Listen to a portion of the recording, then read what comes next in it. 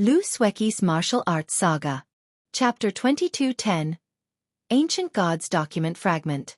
Chaos tore at the Flower of Seven Sins members when Diverging Phoenix had died. Furthermore, the heroic warriors hadn't disappeared when she had died, but without the woman to control them, they had gained their freedom and no longer cooperated. As a result, their combat power plummeted drastically, and the Thunder Eagle had a much easier time taking them out.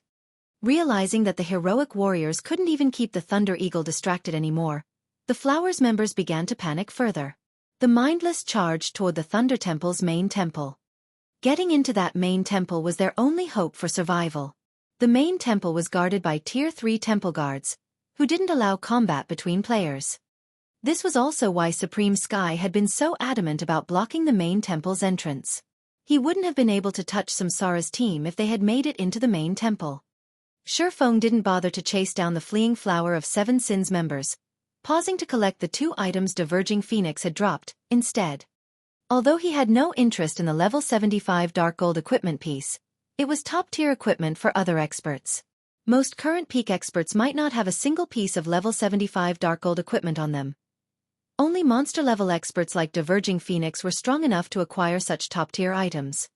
Current peak experts were only around level 77. And acquiring level 75 dark gold equipment was still a major challenge for the various superpowers. Xueqi was far more interested in the parchment the elementalist had dropped than the cloth gloves. Any item that could summon heroic spirits within the Thunder God's secret land was definitely an extraordinary item.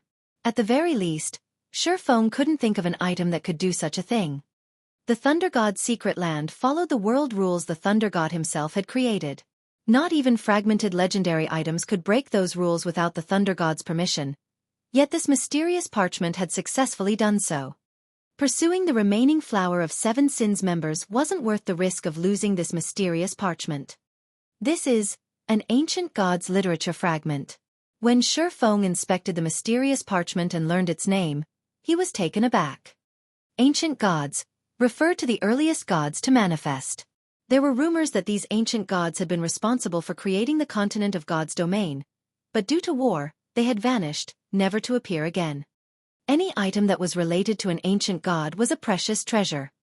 The most famous of the ancient gods' many items had to be the ancient gods' literature fragment. Many guild wars had erupted across entire kingdoms and empires over these literature fragments in Xueqi's previous life. Every ancient god's literature fragment possessed unbelievable power. It was rumored that if one could collect a complete volume, they'd gain devastating power, even enough to fight the gods. This rumor didn't refer to Tier 6 god-ranked players, but true Tier 6 gods. It was also said that some kingdoms and empires had only appeared after the Great Ancient War, created and ruled by those with an ancient god's literature fragment. Claiming territory from the world's various races would have been impossible for a human without such power. Xueqi finally realized how Diverging Phoenix had summoned so many heroic spirits in the Thunder God's secret land, ignoring the Thunder God's rules. Accomplishing such a feat wouldn't have been possible with an ancient god's literature fragment. The ancient gods were far more powerful than the gods that had been born on the continent of God's domain, after all. The Thunder God's world rules simply couldn't contend with a literature fragment an ancient god had created. Xueqi took a moment to inspect the ancient god's literature fragment carefully. Ancient Gods Literature Fragment, Page V, Epic Rank Item. An ancient parchment that has undergone the baptism of time. Its divine runes remain intact and contain unbelievable power. Skill 1 - Summon Heroic Spirit. Sacrifice a portion of the user's soul to summon 12 ancient heroic warriors to do battle. The summoned heroic warriors will be 1 tier higher than the user up to Tier 3. Duration: 12 hours. Cooldown: 5 natural days. A weakened soul cannot conduct the summoning. Skill 2 - Soul Absorption. Absorbs the souls of half-dead creatures for a chance to generate a drop of soul essence. Cooldown: 6 hours. Stronger targeted creatures increase the chances of generating soul essence. Skill 3 - Soul Strengthening. Consumes soul essence to strengthen a creature's soul. Cooldown: 1 natural day. Stronger targeted creatures require more soul essence for soul strengthening. This item is bound to the owner's soul and cannot be traded or stored in a warehouse. This fragment also has a chance of dropping on death. Drops on death if in a weakened soul state. Amazing. Truly amazing. Indescribable shock and excitement filled Xueqi as he finished reading the Ancient Gods Literature Fragments Attribute panel. It's no wonder why those powers contested over these literature fragments so desperately. If a single fragment can exhibit such power, how much power does a complete volume offer? Summon Heroic Spirit was a godly skill against current expert players. The combat power 12 Tier 3 NPCs wielded would be no trivial matter. If not for the level 100 threshold, the Thunder Eagle would never have been a match for the 12 heroic warriors. However, Xueqi valued the soul-strengthening skill far more than the Summon Heroic Spirit skill. Current players might not truly understand the importance and meaning of their souls, but as they continued to level up and encountered far more NPCs and monsters, they would figure it out. Without a powerful soul, players had no hope of reaching Tier 5, much less Tier 6. Moreover, the soul-strengthening skill clearly stated that it could be used on creatures. In other words, the skill wasn't limited to players, affecting NPCs as well. In NPCs, their souls represented their potential. The stronger an NPC's soul was, the more growth potential it would have. Higher growth potential also meant that NPCs would have an easier time reaching higher tiers. At this stage of the game, personal guards were a common sight. However, there were very few personal guards with high growth potential. Even first-rate guilds would celebrate if they obtained another secret silver guard. First, secret silver guards wielded incredible combat power. If they had level and equipment advantages, they could easily suppress current peak experts. Second, secret silver-ranked personal guards wouldn't reach a bottleneck when reaching for Tier 3. Once they rose to level 100, they'd have no problem advancing to the next tier. Moreover, they had a chance of reaching Tier 4. At Tier 4, not only would personal guards be a massive help when defending guild towns or cities, but they'd also be meat grinders in large-scale combat. However, obtaining a secret silver personal guard was extraordinarily difficult. Even Zero Wing only had 22 secret silver guards, and that was largely thanks to Xueqi's past knowledge of these guards. Otherwise, Zero Wing wouldn't even have 10 secret silver guards right now. However, obtaining NPCs with high growth potential wouldn't be a problem now that he had the soul-strengthening skill. Secret silver guards might be difficult to find, but mysterious iron guards were abundantly available. Once he collected enough soul essence, he could nurture a powerful NPC army, reinforcing Zero Wing until it could easily stand up against superpowers. While Xueqi pondered on the potential of a personal guard army, the battle with the Flower of Seven Sins had come to a close. Over half of the Flower of Seven Sins players had died in the battle, and every one of them had been a cadre member in the organization. Furthermore, 15 of the 20 blood guards had died. It was a tremendous loss to the Flower of Seven Sins. The organization would most likely need a long time to recover.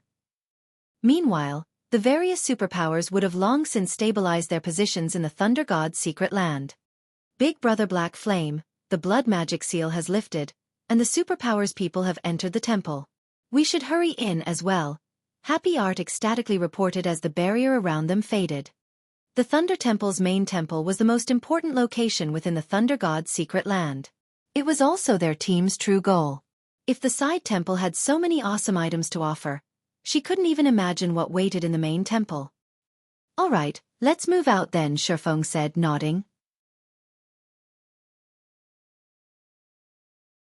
Chapter 22:11.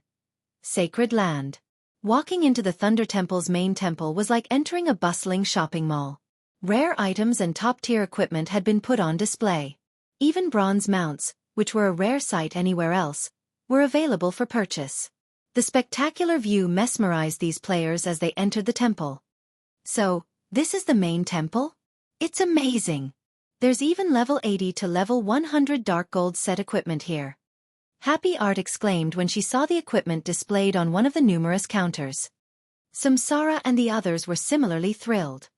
Experts like them wanted level 80 dark gold equipment now more than anything, but raiding level 80,100-man Hell Mode team dungeons was the only reliable way to acquire such equipment right now. Needless to say, level 80 dark gold set equipment would be even harder to collect.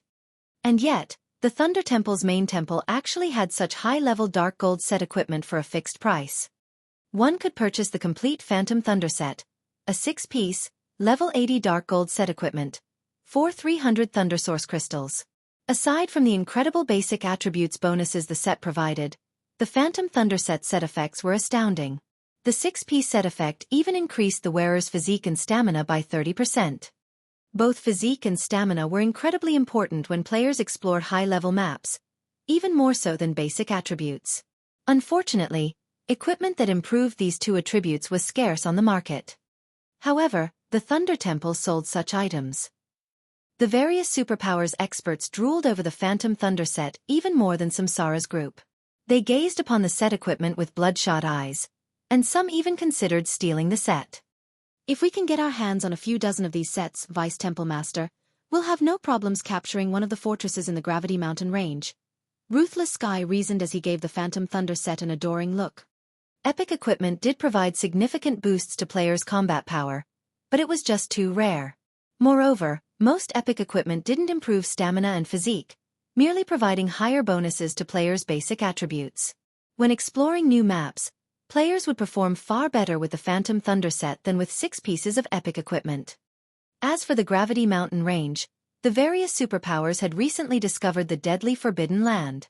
It wouldn't have caused such a stir if the area had only offered abundant resources, but the superpowers had also discovered that the map had a unique aspect. The map was unusually free in that no kingdom or empire had jurisdiction over it. Players could take control of the map as their own territory. The various superpowers had gone crazy over the discovery. Normally, utilizing the territory around a city was enough for a first-rate guild to become immensely wealthy. Even superpowers would be tempted to claim such an area. But now, players had discovered that it was possible to take control of an entire map. Moreover, the map in question was particularly resource-rich. The potential profits one could earn from the Gravity Mountain range was unimaginable. Laying claim to the Gravity Mountain range would be the equivalent of obtaining a super-miniature kingdom. The area was also surrounded by level 100 maps, which was extremely important to the various superpowers' development. This discovery was also the reason that many of the superpowers hadn't bothered Zero Wing, despite the fact that it maintained ownership of Stone Forest City. After all, this Forbidden Land was far more important than a God Mode regional dungeon. However, the Gravity Mountain range was still a Forbidden Land. Regional dungeons and secret lands simply couldn't compare.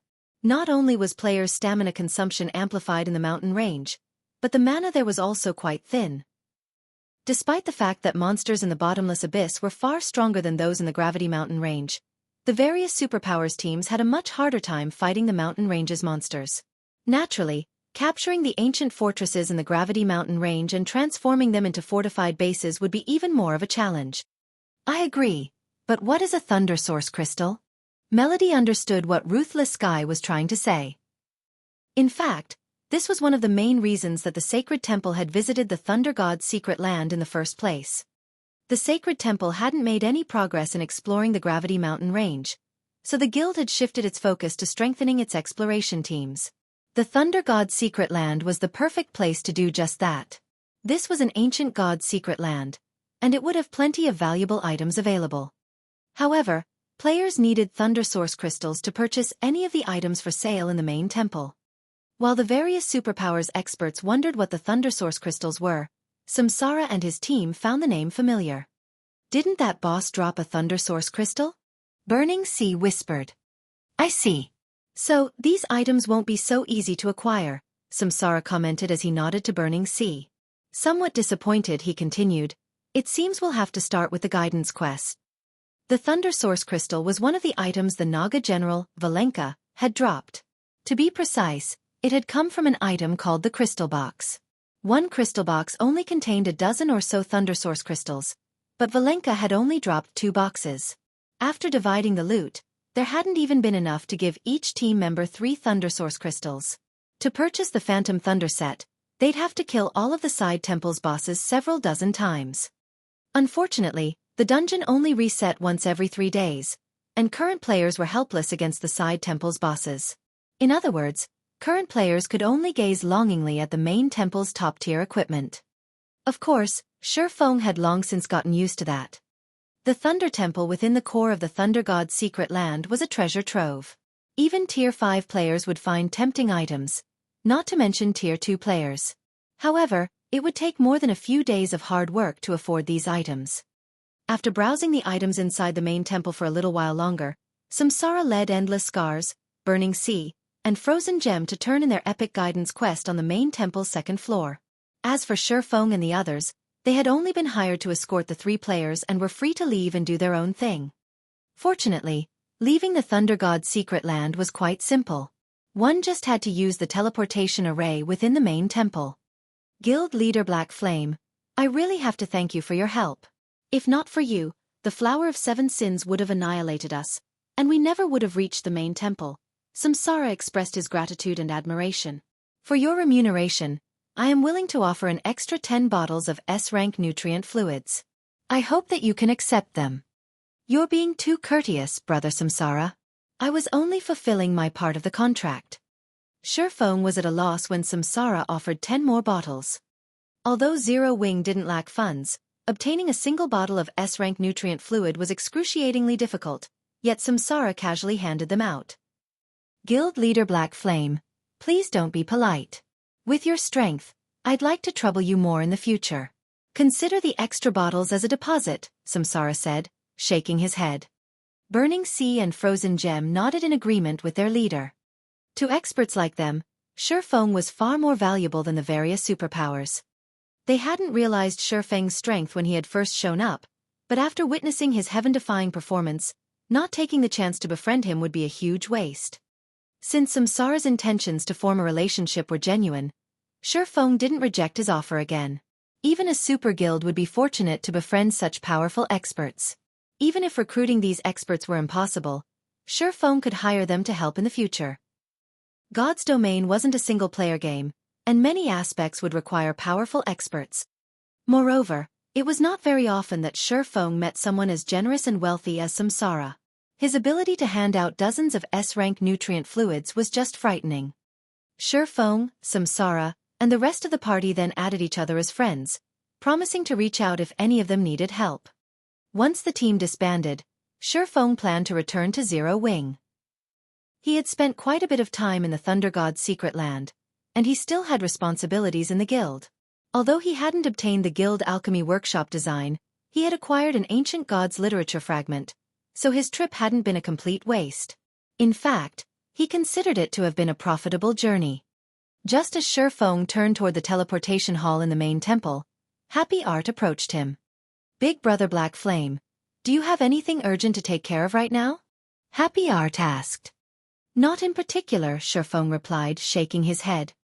In that case, would you mind joining me to meet with someone? Happy Art mysteriously asked. Meet with someone? Who is it? Shifeng responded, curious about Happy Art's serious expression. Our 13 Thrones Guild leader. Happy Art answered. Chapter 22:12. Shocking Appearance of a Flying Mount. Your guild leader. Shifeng could not help his surprise to hear that the 13 Thrones Guild leader wanted to meet him. 13 Thrones was a super guild. Many superpowers had begun to emerge in God's Domain at this stage of the game, but most of them could only rival veteran super first-rate guilds. Some couldn't even manage that. One could count the number of superpowers that rivaled super guilds on one hand. Even among super guilds, 13 Thrones was stronger than average. Although the super guild had been stuck in a corner of the God's Domain continent, far from the continent's richest locations, during Shifeng's previous life, it had nearly been as strong as the 5 great super guilds at its peak. At the time, it had controlled 3 empires and almost 10 kingdoms. That's right. Our guild leader wishes to meet with you, Happy Art said, nodding. She, too, found the situation surprising. He told me that he has something that might interest you. She had only reported about what had happened in the side temple, and the party's encounter with the Flower of 7 Sins. She hadn't expected her guild leader to request a meeting with Shifeng. 13 Thrones was a veteran super guild that maintained its rank among the top 10 super guilds. It employed countless experts, and the guild leader was always busy with endless responsibilities. Other superpowers guild leaders would have a hard time arranging a meeting with 13 Thrones guild leader, not to mention core upper echelons or old monsters.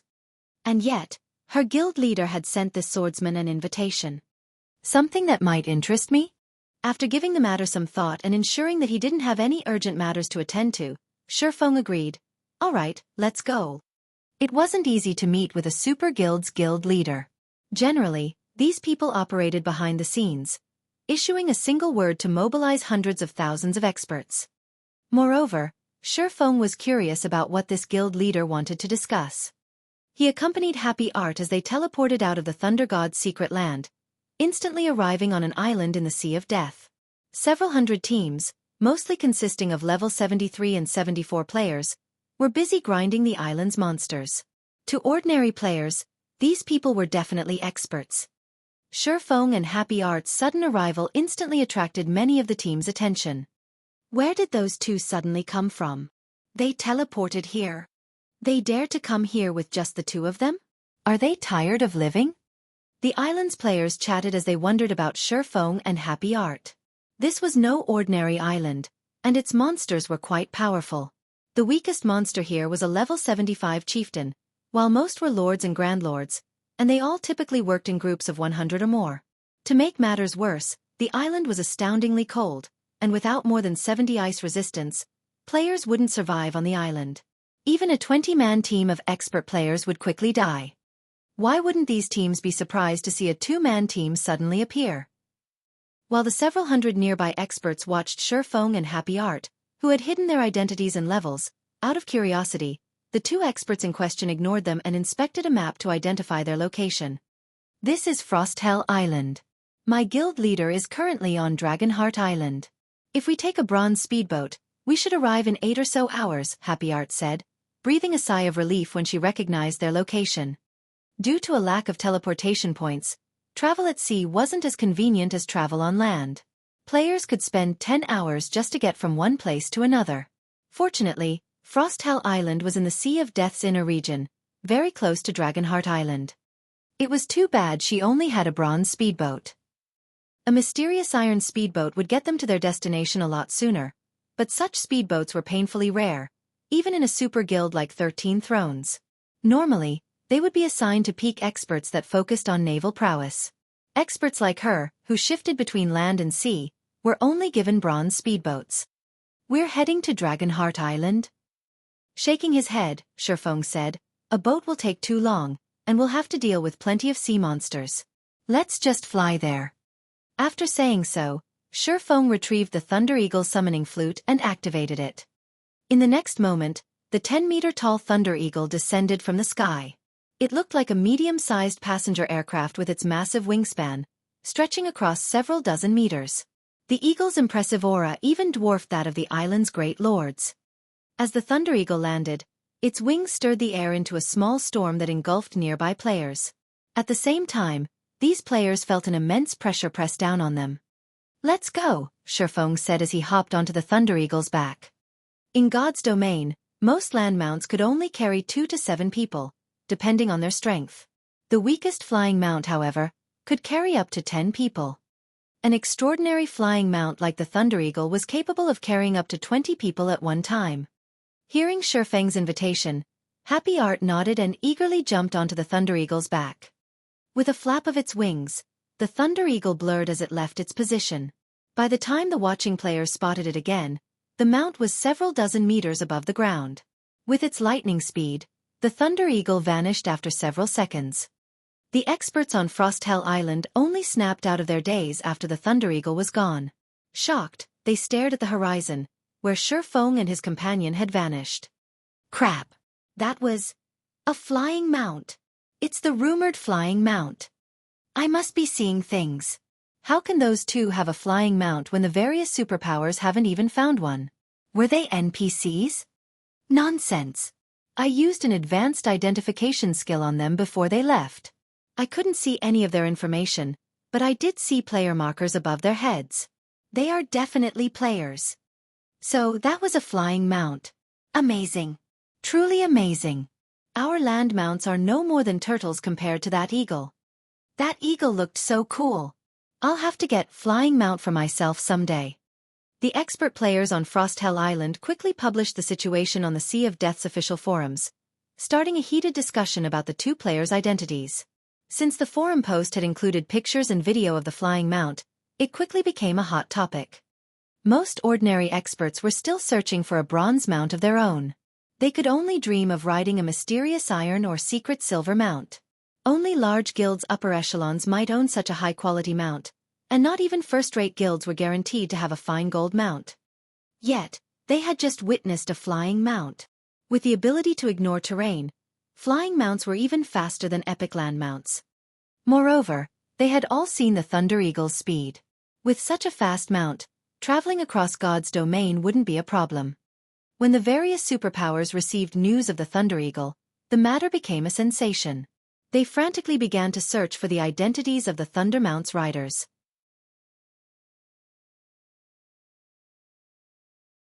Chapter 22:13 12 Holy Swords. I want this matter investigated. Find out who those people are. Once you learn their identities, figure out how they got that flying mount. They came from Frosthell Island. They should still be in the area. Notify everyone there to search for those players and report back when they find them. Once the various superpowers found out about the Thunder Eagle, they poured manpower into investigating the flying mount. Its appearance had stirred the previously peaceful sea of death to life. While the various superpowers searched frantically for the Thunder Eagle, Sandbone, who had just escaped the Thunder God's secret land, received news of the flying mount as well. Isn't this the monster Black Flame had summoned? Sandbone stared at the pictures he had received in shock. It's actually a flying mount. As an Apex expert, he knew just how valuable a flying mount was in God's domain. Apex experts often found resource-rich areas when exploring the continent, but since they were so far from civilization, these players couldn't exploit these regions. However, they could increase their harvests by several-fold if they had a mount, exploring regions that other players couldn't reach. Needless to say, their leveling speed would substantially increase as well. The main reason that players' leveling speeds decreased as they reached higher levels was due to the fact that high-level maps were very far away from teleportation points, and building or relocating a guild town was easier said than done. Boss Sand, why don't we publicize this matter? Even if we do nothing, the various superpowers will take Black Flame out if they know that he is the one riding that flying mount, the level 77 assassin suggested from beside Sandbone. Now that they had discovered the existence of flying mounts, the various superpowers would stop at nothing to find their own. Their players' leveling speeds and ability to gather resources would skyrocket with a flying mount. It was the perfect opportunity for these superpowers to gain an advantage over their rivals. If they found out that Black Flame was the Thunder Eagle's owner, they would go after him. No, we mustn't let anybody know about this, Sandbone said, shaking his head. This is a good opportunity for us. An opportunity? The level 77 assassin asked in confusion. Your idea might be useful if that were an ordinary flying mount, but Black Flame had summoned it within the Thunder God's secret land. Only tools from within the secret land will work there, and Black Flame hadn't summoned the eagle before entering the side temple. Had he done so, his team wouldn't have fled from us, Sandbone said, chuckling. Do you know what that means? It means that Black Flame obtained the flying mount from the side temple, the level 77 assassin answered, his eyes glowing with excitement. Correct, and the various superpowers don't know that yet. The few superpowers teams inside still can't communicate with their guild members outside of the Thunder God's secret land. They likely don't know that the eagle Black Flame summoned is a flying mount, Sandbone said, sneering. Black Flame may have disrupted Brother Sky's plans, but he led us straight to a flying mount's origin. We need to secure the side temple before other powers figure this out. Then, we can take our time with Black Flame and Samsara's group. Sandbone had witnessed the Thunder Eagle's strength personally. Not even the 12 Tier 3 heroic warriors had been a match for it. If the Flower of Seven Sins could acquire a few Thunder Eagles of their own, no one could stop the organization within God's domain. While entering the Thunder God's secret land was a challenge for the various superpowers, it wasn't hard for the Flower of Seven Sins. Sandbone immediately contacted Supreme Sky to inform him of the situation. Meanwhile, Shurfeng's Thunder Eagle hovered above the sea near Dragonheart Island. He had Happy Art summon her bronze speedboat to carry them the rest of their way. The Thunder Eagle was too eye-catching to fly directly to the island. It would almost certainly attract trouble. Dragonheart Island was, after all, a hub for the various superpowers. As Happy Art watched the Thunder Eagle vanish, she couldn't help her disappointment that she hadn't gotten to ride it for a while longer. Aside from the wonderful feeling of soaring through the sky, the flying mount's speed was awe-inspiring. Thanks to the Thunder Eagle, the trip that would have taken 8 hours by bronze speedboat had lasted less than an hour. With such speed, she could visit any leveling spot she wanted. After a moment, Xueqi and Happy Art reached Dragonheart Island's port. Easily several hundred ships floated at the docks, and bronze speedboats were a particularly common sight. There were even more than 20 extremely rare sailboats. The entrance to Dragonheart City lay beyond the port. Majestic walls, over 100 meters tall, surrounded the city, and the lowest level player they saw entering or leaving was level 75. Moreover, most of these players were experts from the various superpowers. Some experts, who had just arrived, were shocked by what they saw. As the only large-scale democratic NPC city in the Sea of Death, Dragonheart City was a forest of unique, monumental buildings. Occasionally, players could even spot flying ships as they glided through the sky above. NPCs of various races, such as half-orcs, half-elves, naga, and dwarves, roamed the city streets. The majority of these NPCs were merchants, carrying massive backpacks or driving freight wagons. These NPCs hawked their wares all over the city. If one paid close attention to the NPC merchants' comments, they'd learn that many of the items for sale were unique, not available elsewhere. Most of these merchant stocks, in fact, included incredibly rare, valuable items. Some NPCs even sold mysterious iron mounts and holy fruit, which could permanently increase a player's attributes. Players could even buy Tier 3 slave guards. Much of what they saw sorely tempted players who were new to the city. Unfortunately, these NPCs did not accept the human race's coins as currency. They only accepted ancient coins. Without ancient coins, surviving in Dragonheart City was nearly impossible. The ancient coin was a type of currency that had been used since ancient times. The mana these coins carried made them different from ordinary coins, and when players collected a certain amount, they could even increase the mana density around them. However, actually acquiring ancient coins was an extreme challenge for players. Even Zero Wing struggled to earn ancient coins. After Happy Art guided Xueqi through the city for about half an hour, they arrived before an advanced bar named Dragon Blood. Passers-by marveled at the two for their assumed wealth when Xueqi and Happy Art entered the tavern. Everything in Dragonheart City cost ancient coins, and the products and services that Dragon Blood offered were particularly expensive. The cheapest fruit wine the bar sold cost 10 ancient coins per bottle. Expert players like themselves couldn't even earn that much after 2 days of questing in Dragonheart City. Once they entered the bar, Happy Art led Xueqi to one of the top-floor rooms. When they entered the room, they were greeted by a young white-haired swordsman in white clothes who sat by the window, enjoying a glass of wine. Aside from the young man's name, Xueqi couldn't see any of his information. Despite sitting there quietly, the young man felt like the most important thing in the room. Amazing. So, this is Melancholy, 13 Thrones Guild leader? Xueqi inwardly exclaimed as he watched the youth before him. Although he could not see Melancholy's level or equipment, the man felt dangerous. Xueqi also spotted something familiar on Melancholy's body. That weapon was the reason that Melancholy had risen to fame in God's domain, the Sacred Dragon's Blade. The sword was a bona fide fragmented legendary weapon and one of God's domain's 12 holy swords. It was leagues stronger than Fire Dance's 1,000 transformations. Someone else stood in the room, as well, and Xueqi was very familiar with this player. Starlink's guild leader, Xingluo.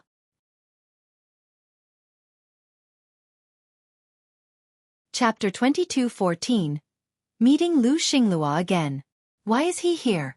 Xueqi could not help his surprise as he looked at Xingluo.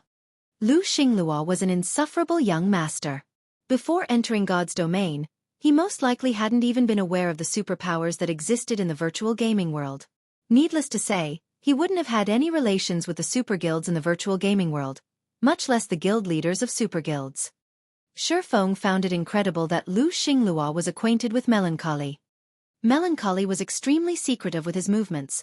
Let alone someone like Xingluo, even the guild leaders of other super guilds had a very difficult time meeting with him. Although Xingluo was the heir of the Starline Corporation, he did not actually hold much authority. In comparison, Melancholy had direct control over 13 thrones. Not only was 13 Thrones itself a major corporation, but the guild also received the full support of multiple major corporations. Melancholy was someone with true power, someone leagues above Lu Xingluo. Comparing Lu Xingluo with Melancholy was akin to standing a child beside an adult. Even if the child was dressed luxuriously, a child was still a child. Moreover, Starlink had always focused its development in the Dark Knight Empire, whereas 13 Thrones' development was in a far corner of the continent. The two guilds' bases of operations were extremely distant from each other, giving them no opportunity to come into contact. Now, however, Lu Xingluo was actually sitting in the same room as Melancholy. Xueqi found this situation truly surprising. Meanwhile, the originally calm atmosphere inside the room suddenly became tense with Xueqi's appearance, as Lu Xingluo started glaring at him hatefully. However, similar to Xueqi, Lu Xingluo was also surprised to see him here. In Lu Xingluo's opinion, Xueqi was merely the guild leader of Zero Wing. Even if Xueqi was strong, the man was just a slightly stronger ant. He and Xueqi stood on entirely different levels. Although Zero Wing currently possessed the ability to provoke superpowers, that was merely due to Stone Forest City's existence. The number of experts in Zero Wing was extremely low. The guild itself did not have any noteworthy strength at all. Once Stone Forest City's advantages disappeared, Zero Wing's days would be numbered. Now, however, Xueqi had actually appeared in this venue. Meanwhile, when Melancholy looked at Xueqi, surprise briefly flashed in his eyes. However, he quickly calmed himself and took the initiative to greet Xueqi. Guild leader Black Flame, please sit. What's going on here? Lu Xingluo was further confused when he saw Melancholy greeting Xueqi first. Previously, when he had been conversing with Melancholy, the latter had consistently maintained an indifferent attitude. On the other hand, Melancholy's attitude towards Xueqi actually contained a trace of friendliness. Since Melancholy had taken the initiative to greet him, Xueqi responded with a nod and went straight to business, asking, Guild leader Melancholy, may I know your reason for calling me here? Just like Happy Art has said, you really are a straightforward person, Melancholy said, chuckling. He then pointed at the city outside the window and asked, Guild leader Black Flame, may I know your thoughts on Dragonheart City?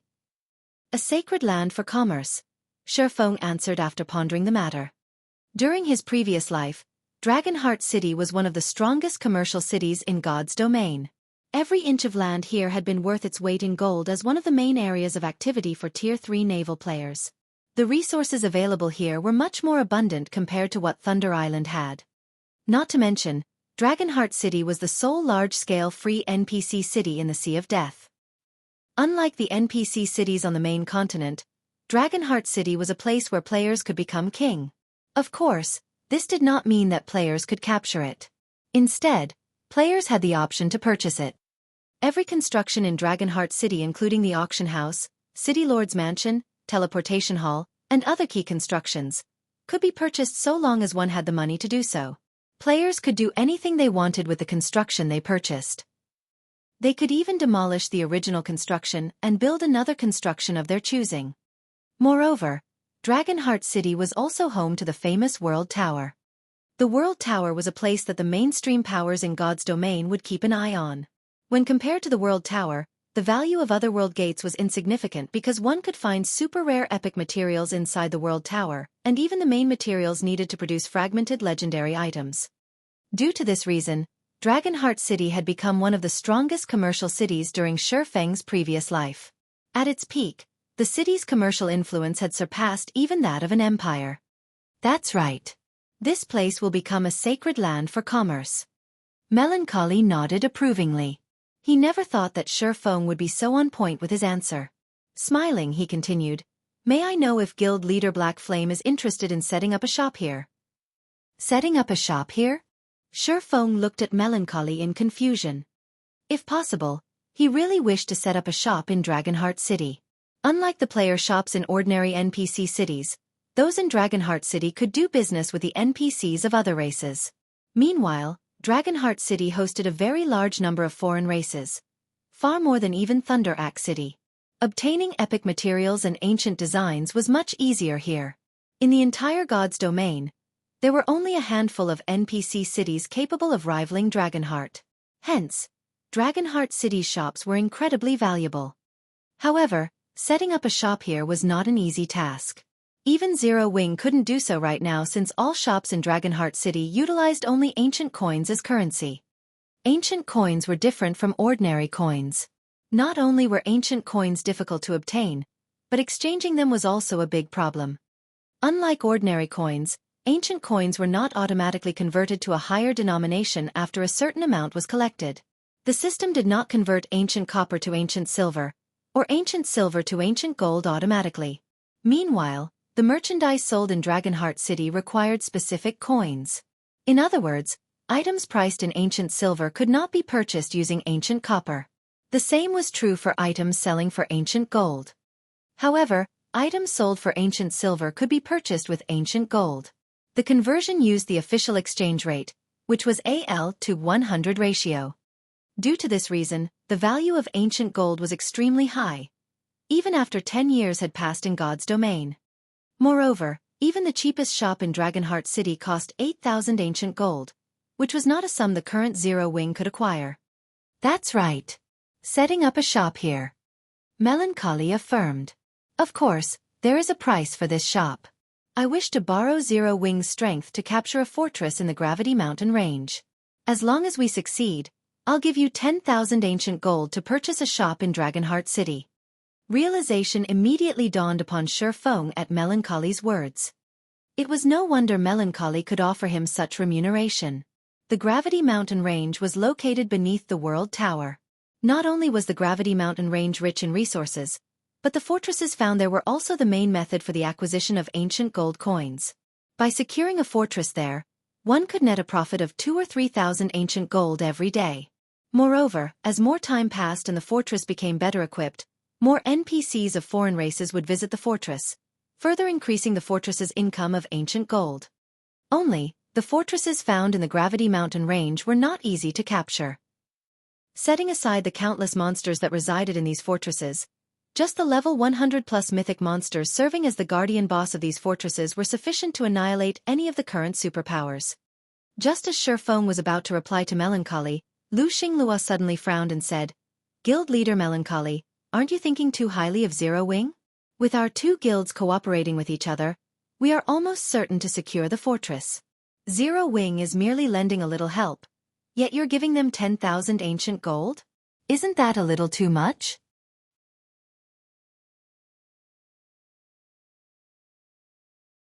Chapter 22:15. You're not fit. Xingluo's words made Melancholy frown for a moment. "What are you trying to say, Guild Leader Lu?" Melancholy asked coldly. He had long since known about the feud between Starlink and Zero Wing. However, as a guild leader, he had to prioritize profits above all. There were no eternal enemies, only eternal profits, which was also why he had invited Xueqi over for a negotiation. Not only did Xueqi himself possess the ability to summon the powerful Thunder Eagle, but Zero Wing's combat puppets and tanks were also very suitable for siege battles. The matter regarding the Gravity Mountain Range's fortress was of utmost importance. Although 13 Thrones and Starlink already had an 80% chance of securing the fortress they were aiming for, having a little more insurance would never hurt.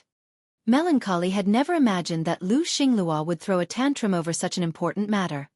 If not for the great personage backing Xingluo, as well as Starlink indeed having the strength to deal with the monsters inside the fortress and its territory being very far away from 13 Thrones territory, Melancholy wouldn't have bothered cooperating with Xingluo at all.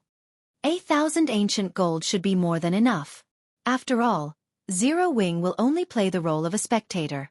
Countless other guilds would be willing to accept 1,000 ancient gold to take on such a role, Xingluo said, chuckling as he glanced at Xueqi. "Don't you think so as well, Guild Leader Black Flame?" You, Happy Art, who stood at a corner of the room, could not help gnashing her teeth in anger at Xingluo's words. Xueqi was her guild leader's guest, yet Xingluo was speaking as if he was the one presiding over this business transaction. He was showing 13 Thrones no respect whatsoever. She had personally witnessed Xueqi's strength. The Thunder Eagle's combat power would definitely increase 13 Thrones' chances of securing the fortress in the Gravity Mountain range. Moreover, she knew what kind of remuneration Samsara had paid Xueqi.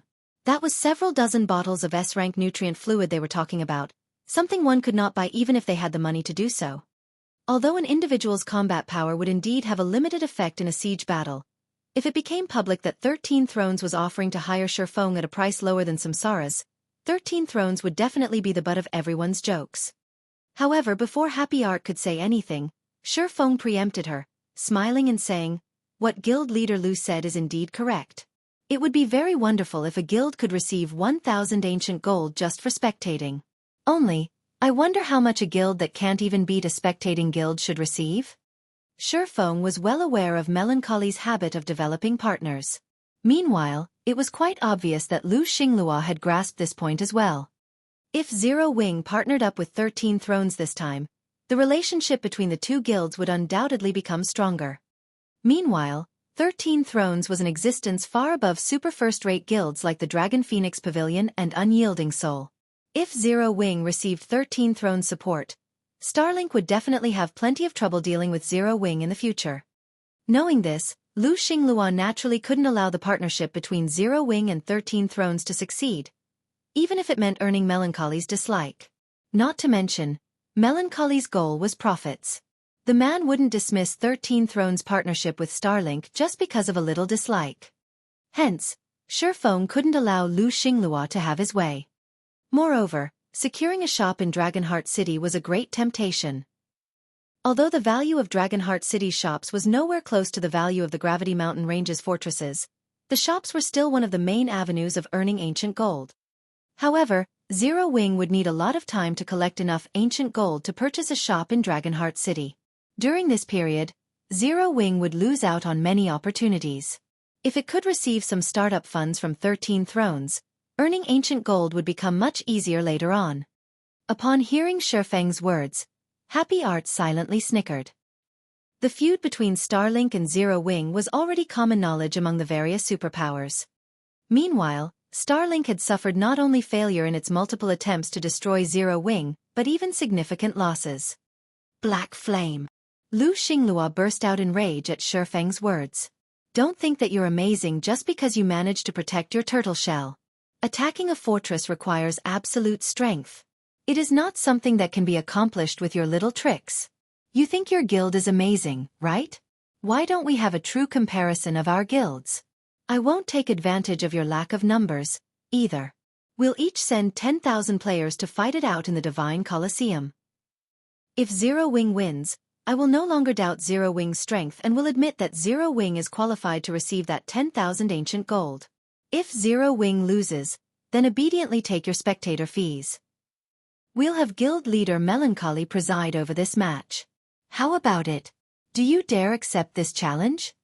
Happy Art could not help but curse Lu Xingluo for his shamelessness. Zero Wing had just recently stepped onto the path of becoming a superpower. The quantity and quality of experts Zero Wing possessed were still far from comparable to what an actual superpower like Starlink had. Moreover, at this stage of the game, expert players had long since gotten used to the combat style of God's domain. Everyone's equipment was also continuously improving. Now, it was very difficult for anyone to have an edge in terms of equipment quality. It might be fine if the competition this time was only a 100 versus 100 match. In such a case, Zero Wing would still have a chance of victory. However, in a battle involving 20,000 players, Zero Wing wouldn't even have enough expert players to fill its slots. In contrast, Starlink had a bunch of old monsters and peak experts under its command. It seems he is still too young, Melancholy thought as he turned to look at Xueqi. However, he did not address Lu Xingluo's words. This was because what Lu Xingluo said was indeed true. Being on the defensive side of a siege battle held a completely different meaning to being on the offensive side. It was much easier to defend a fortified location. Generally, the one on the offensive side had to pay a much higher price than the defensive side to achieve victory. Although Zero Wing could indeed repulse Starlink's forces, its actual strength was still far from comparable to Starlink's. In Melancholy's opinion, Xueqi's provocation of Lu Xingluo now was a very unwise move. Otherwise, Lu Xingluo wouldn't have had the opportunity to take advantage of Zero Wing's weakness. As for the matter of partnering up with Zero Wing, it was obviously no longer possible this time. After all, if Melancholy allowed Zero Wing to fight Starlink, 13 Thrones' reputation would only suffer. Nevertheless, after all was said and done, Black Flame was his invited guest.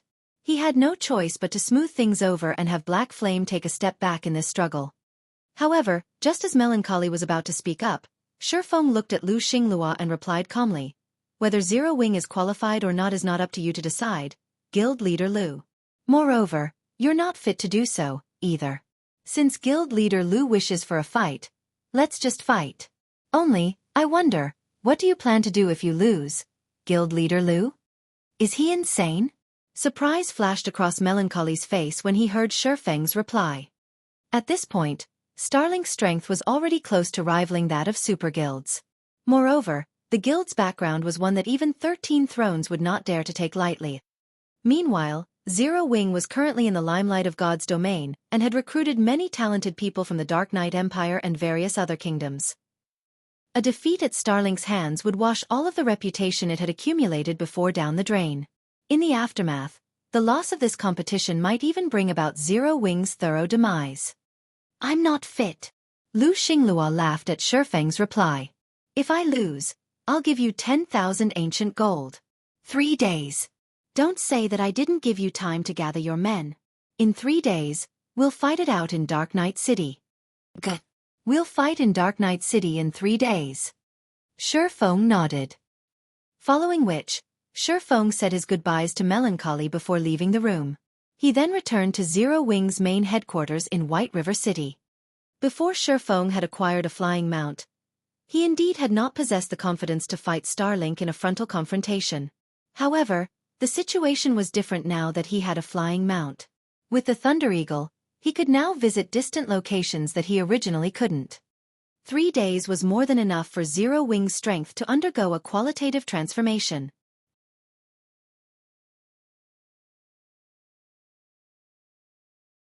Chapter 22:16 Emergence of Talents. Starmoon Kingdom, White River City. As soon as Shifeng walked out of the guild residence's teleportation area, he noticed that the guild hall was crowded with players. The bars and restaurants set up there, in particular, were packed with chatting players, the majority of them talking about their recent harvests. When they saw Shifeng walking out of the teleportation area, they fell silent. In the next moment, however, everyone went into an uproar. "Guild leader! It's the guild leader!" The guild leader actually came to White River City's residence. The guild members present were all excited to see Shifeng, and everyone started greeting him. To Zero Wing's members, their guild leader was a true legend.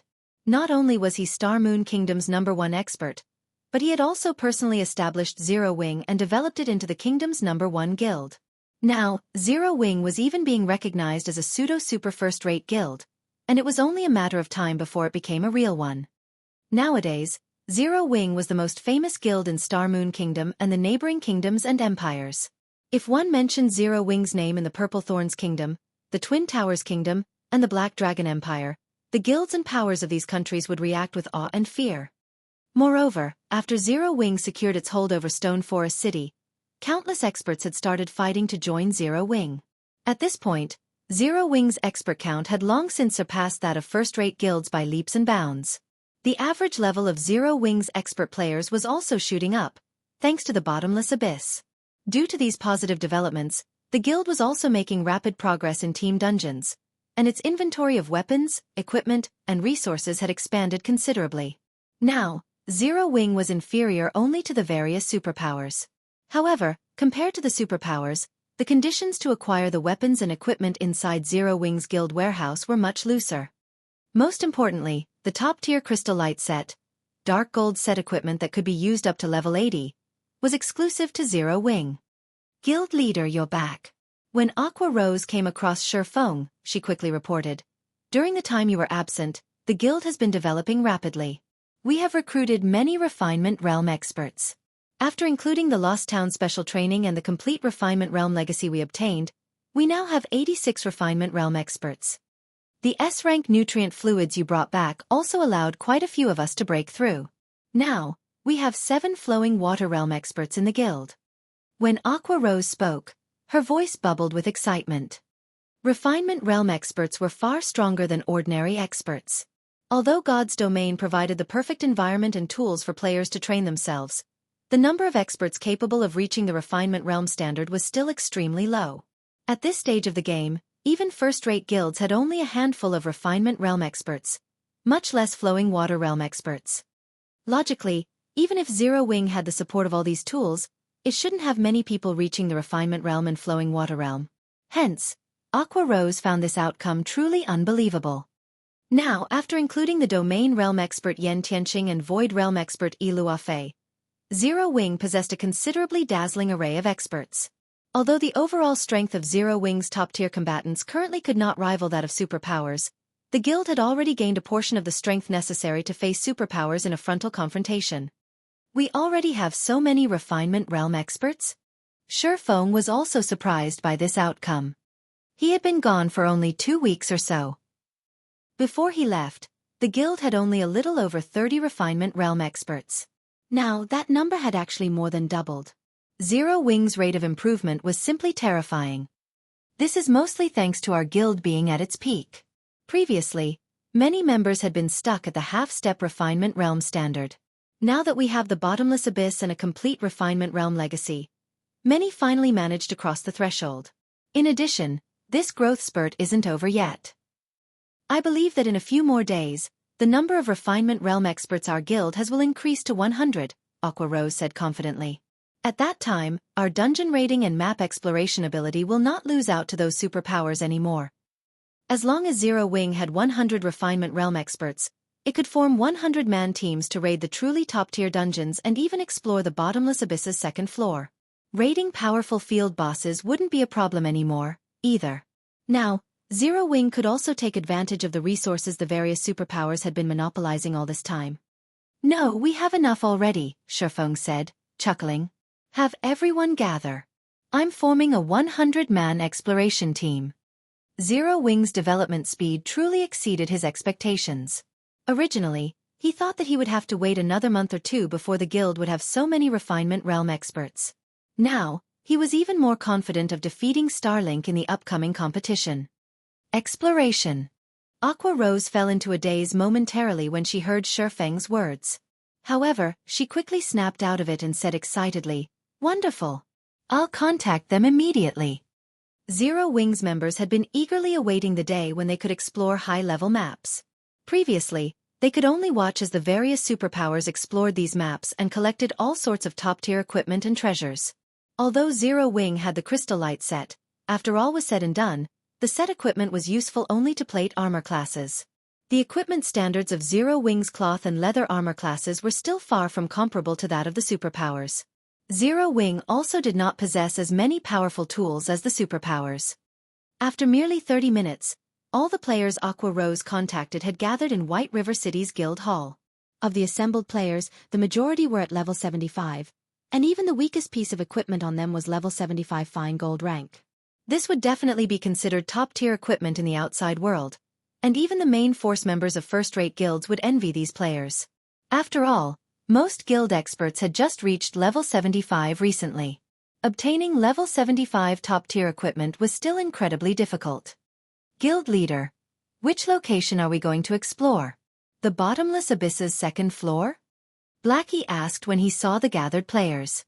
He had been to the Bottomless Abyss's second floor before, and the drop rate of equipment and treasures there was on a whole new level compared to the first floor's drop rate. The quality of the loot was also much higher. Killing any random field boss would net level 75 dark gold equipment with absolute certainty. It was even rumored that some superpowers had obtained individual parts of level 75 dark gold set equipment from these field bosses. However, the monsters on the second floor were not only extremely powerful but also endless. Unless players could simultaneously raid a field boss and deal with an endless stream of mobs, survival was almost impossible. Unfortunately, Zero Wing did not have the strength to survive on the second floor right now. At this point, only the various superpowers did. Hence, both Blackie and everyone else present had been looking forward to the day when they, too, could set foot onto the Bottomless Abyss's second floor. "No, we're not going to the Bottomless Abyss," Shifeng said, shaking his head. Smiling, he continued, "We're going to the level 100 neutral map, the Endless Desert." Level 100 was a major turning point in God's domain. The changes didn't apply to just players and monsters but also maps. It was no exaggeration to say that the resources contained in pre-100 maps and post, 100 maps were as different as heaven and earth. The amount of EXP monsters provided, in particular, was a whole magnitude more. Meanwhile, the Endless Desert was a vast desert located in the abandoned land in the main continent of God's domain. Not only was teleportation impossible in the abandoned land, but this map was also located extremely far from any kingdom or empire. Moreover, as a level 100 map, even level 100, Tier 2 experts would have only a 10% chance of survival when exploring the map, even if players went as a team of 100. The reason for this wasn't just the presence of extremely powerful monsters, it was also the poor environment there. Players below Tier 3 would have a tough time surviving there. If Tier 2 experts tried entering the Endless Desert, death was almost certain, as the monsters there were even more dangerous than the monsters in the bottomless abyss. Of course, this was only true for the Endless Desert's outer area. The inner area was much safer in comparison.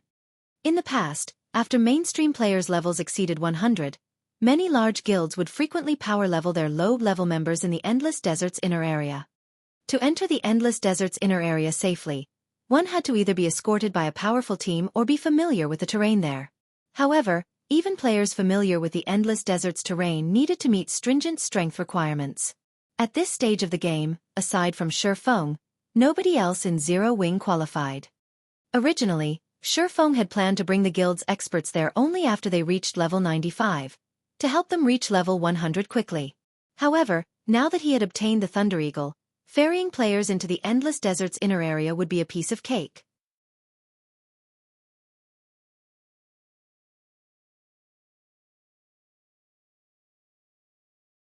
Chapter 22:17 Abandoned Land. We're going to a level 100 map. Zero Wing's gathered experts were dazed when they heard Xueqi's plan. Current peak experts could only afford to explore level 80 to 85 maps, not because they were incapable of defeating level 90+ monsters, but because it took so much time and effort to do so. Furthermore, level 90+ maps were far more dangerous and required more travel time to reach. Higher-level monsters also had a wider perception range. Level 80 monsters would only notice level 75 players within 100 yards, but level 90 monsters would notice a level 75 player from 200 yards away. This made it much harder to avoid unwanted fights. This was why most experts decided against grinding in high-level maps right now. They wanted to, but the endeavor was too dangerous and not worth the effort. Most players didn't even harbor the thought of grinding in level 100 maps. Guild leader, we're not even level 80 yet. Won't exploring a level 100 map be a little too risky? Yan Tianxing worriedly asked. The various superpowers have already made more progress in exploring the bottomless abyss than our teams. If we take off to explore a level 100 map, I'm afraid that they'll only widen the gap between us. Yan Tianxing knew that these players were experts among experts, and only the various superpowers would be capable of forming such a powerful 100-man team, but it was too risky to explore a level 100 map. In contrast, the bottomless abyss was perfect for players of their level. It was the best leveling spot for them right now. Everyone is a high enough level already. Xueqi understood Yan Tianxing's concerns. Chuckling, he said, moreover, the area we're going to isn't inferior to the bottomless abyss in the least. Normally, the bottomless abyss was the best leveling spot available for players at this stage of the game, but when one considered level 100 maps, that wasn't the case. Moreover, there were more than 10 superpowers within the bottomless abyss right now, and competition within the dungeon was intense. In comparison, no one currently occupied the Endless Desert. The team of experts couldn't help their excitement when they heard Xueqi's insistence. They all trusted his word, and since he was so confident, the map they were heading to definitely offered better resources than the heavily contested bottomless abyss. However, quite a few players were still concerned about the expedition. They were, after all, talking about a level 100 map. The monsters in the area would be the same level at the very least. Even if they wore equipment with the ignore levels mechanic, they could, at most, ignore 10 or so levels. They would still have to cope with more than 10 levels of suppression. But Xueqi disregarded his team's concerns and led his players to White River City's teleportation hall. He instructed them to travel to the closest teleportation point to the abandoned land. With each person spending a little over 11 gold in teleportation fees, the 100-man team had spent more than 1,000 gold. Even large guilds would ache over the expense. Once they arrived in a remote town, Xueqi sent everyone to Precipice Valley, a map that bordered the abandoned land with his 7 luminaries ring spatial gate. The team only reached their destination after 4 teleportations. Precipice Valley was a level 80 map, relatively high-leveled for current players. Only superpowers expert teams or first-rate guilds' main forces could survive here. However, since the valley was so far from civilization, players weren't willing to visit the map. As Zero Wings members stood before the Precipice Valley's Great Precipice, their expressions darkened. Then all felt an intimidating aura from atop the 1,000-meter-tall cliff. A visible layer of deadly energy enveloped the crag. They felt a stinging pain, even from so far away, as if something were sapping their strength. After a moment, every Zero Wing member was overwhelmed with an intense hunger. They started to shiver as if they had been starved for too long. Crap! What is this place? Blackie couldn't help the thread of fear he felt as he stared up at the Great Precipice. Guild leader, we're not really going in there, are we? This was the first time he had felt death linger around him so intensely.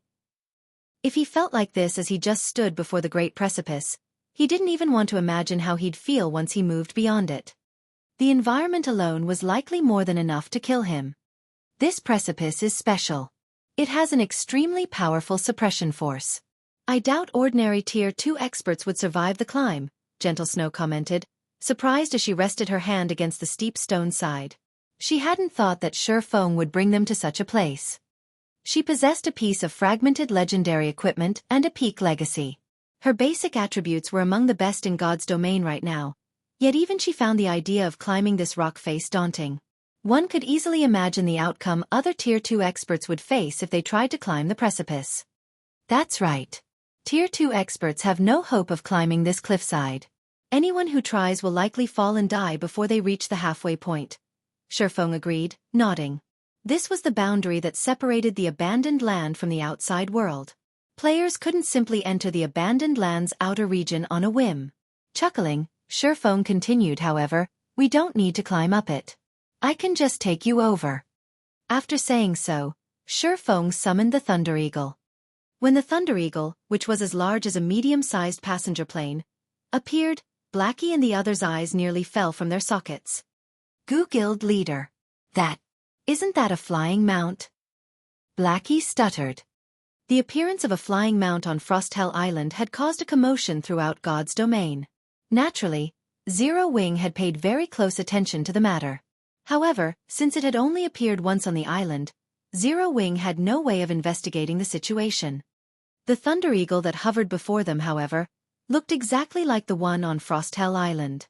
Although Blackie had been 99% sure that Xueqi was responsible for causing the commotion, he hadn't wanted to jump to conclusions. After all, that was a flying mount they were talking about. Everyone in God's domain was going crazy over the discovery. Not only could players soar through the sky with a flying mount, but they could also visit far more maps across the God's domain continent. The rest of the team eagerly stared at their guild leader as well. They wanted to hear the truth from Xueqi's lips. This Thunder Eagle is indeed a flying mount. Seeing the madness in his players' eyes, Xueqi couldn't help but nod and laugh. Chapter 22:18 Frightening EXP. When Xueqi confirmed his team's suspicion, they gasped as their faces lit up with joy. Guild leader, you're so amazing. You actually own the flying mount that has caused such a commotion throughout God's domain. So, this is a flying mount. Guild leader, why didn't you tell us earlier? Even as Aqua Rose and the others bombarded Xueqi with questions, they were a little upset that he had hidden the Thunder Eagle from them, only telling them now. Yet, despite their irritation, they couldn't help but rejoice over the fact that their guild leader owned the majestic Thunder Eagle. It was the first known flying mount in God's domain. If news of this spread, even more experts would swarm to the guild's residences to join Zero Wing. Flying mounts were many times rarer than land mounts, and even the most powerful experts would have to get lucky to acquire one. The best way to secure a flying mount was to join a guild that already had one. Naturally, that meant that Zero Wing was experts' best option as the first guild to obtain a flying mount. Their guild would have more of an advantage when acquiring such mounts. Of course, they had to keep this information contained for as long as possible. Once the various superpowers found out, they would target Zero Wing with even greater ferocity. I'm sure you've all realized the benefits of having a flying mount already. They are difficult to come by, but if any of you pass the Extraordinary Tower's second floor, I'll reward you with one of your own, Xueqi said, smiling as he saw the desire flash in everyone's eyes. Quite a few of Zero Wing's Refinement Realm experts had already reached the Truth Realm. Unfortunately, they might be considered peak experts in a first-rate guild, but they would still be trivial in a superpower. However, it would be a different story if they reached the Ascension Realm. Once players reached the Ascension Realm, they could effortlessly execute a basic combat technique with every action. Executing advanced combat techniques would also become a lot easier. Moreover, even if one were only in the Refinement Realm, they'd have a high chance of mastering a bronze combat technique once they had entered the Ascension Realm. If a Flowing Water Realm expert entered the Ascension Realm, they'd be able to contend with peak experts with the same basic attributes as long as they had mastered a bronze combat technique. Are you serious, guild leader? Fire Dance breathlessly asked. Xueqi's declaration even moved Aqua Rose and Gentle Snow. Based on what they had learned thus far about flying mounts, they knew how rare they were. The fact that Xueqi had obtained one was a miracle. Obtaining a second one would likely be impossible. Of course. When have I ever lied to you? Xueqi asked, chuckling at his players' incredulous looks. Flying mounts were incomparably valuable and even rarer than epic items, but he had already spent more than a decade in God's domain. Although he couldn't easily acquire extraordinary flying mounts, he could obtain a common flying mount. In fact, he had originally planned to obtain a common flying mount once he had reached level 100, but now that he had the Thunder Eagle, it would be a lot easier to obtain that common flying mount. Xueqi's confident tone only motivated his team even more to clear the Extraordinary Tower's second floor. Fire Dance and Violet Cloud were especially inspired since they had already cleared the first floor and had made significant progress on the second floor. They were only a few short steps away from the Ascension Realm. After the conversation, Xueqi flew the first group of players into the abandoned land. As they crossed the border, they felt a chill wrap around them. Everyone, aside from Xueqi, who had an extraordinary physique, felt an intense hunger overtake them, including Gentle Snow. They could feel energy leave their bodies, and if they didn't replenish it, they would likely die after 5 or 6 hours. Fortunately, the Thunder Eagle was extremely fast. Although the mount shared the sky with flying monsters, as an extraordinary flying mount, the Thunder Eagle's speed was leaps and bounds higher than the level 100+ flying monsters. It easily shook off any monsters it aggroed.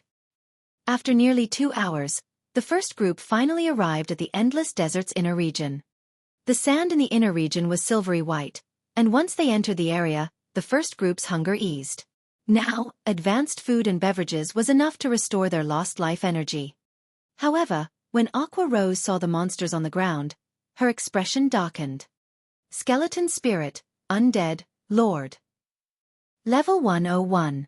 HP 70,000, 000/70, 000, 000 Skeleton General, Undead, Great Lord, Level 102. HP 180, 000, 000/180, 000, 000. So, these monsters are over level 100? Yan Tianqing frowned as he gazed at the monsters below. A Lord-ranked skeleton spirit already had more HP than a level 80 Great Lord, and its aura even felt deadly to a domain realm expert like him. Meanwhile, there were thousands of skeleton spirits roaming the desert below. If they hadn't been flying, they'd already be dead. The skeleton generals in runic, silver armor were even more powerful. Yan Tianqing's instincts screamed at him to run when he sensed their auras. That's a good spot. We'll grind there, Xueqi said as he pointed to a nearby sandstone pillar.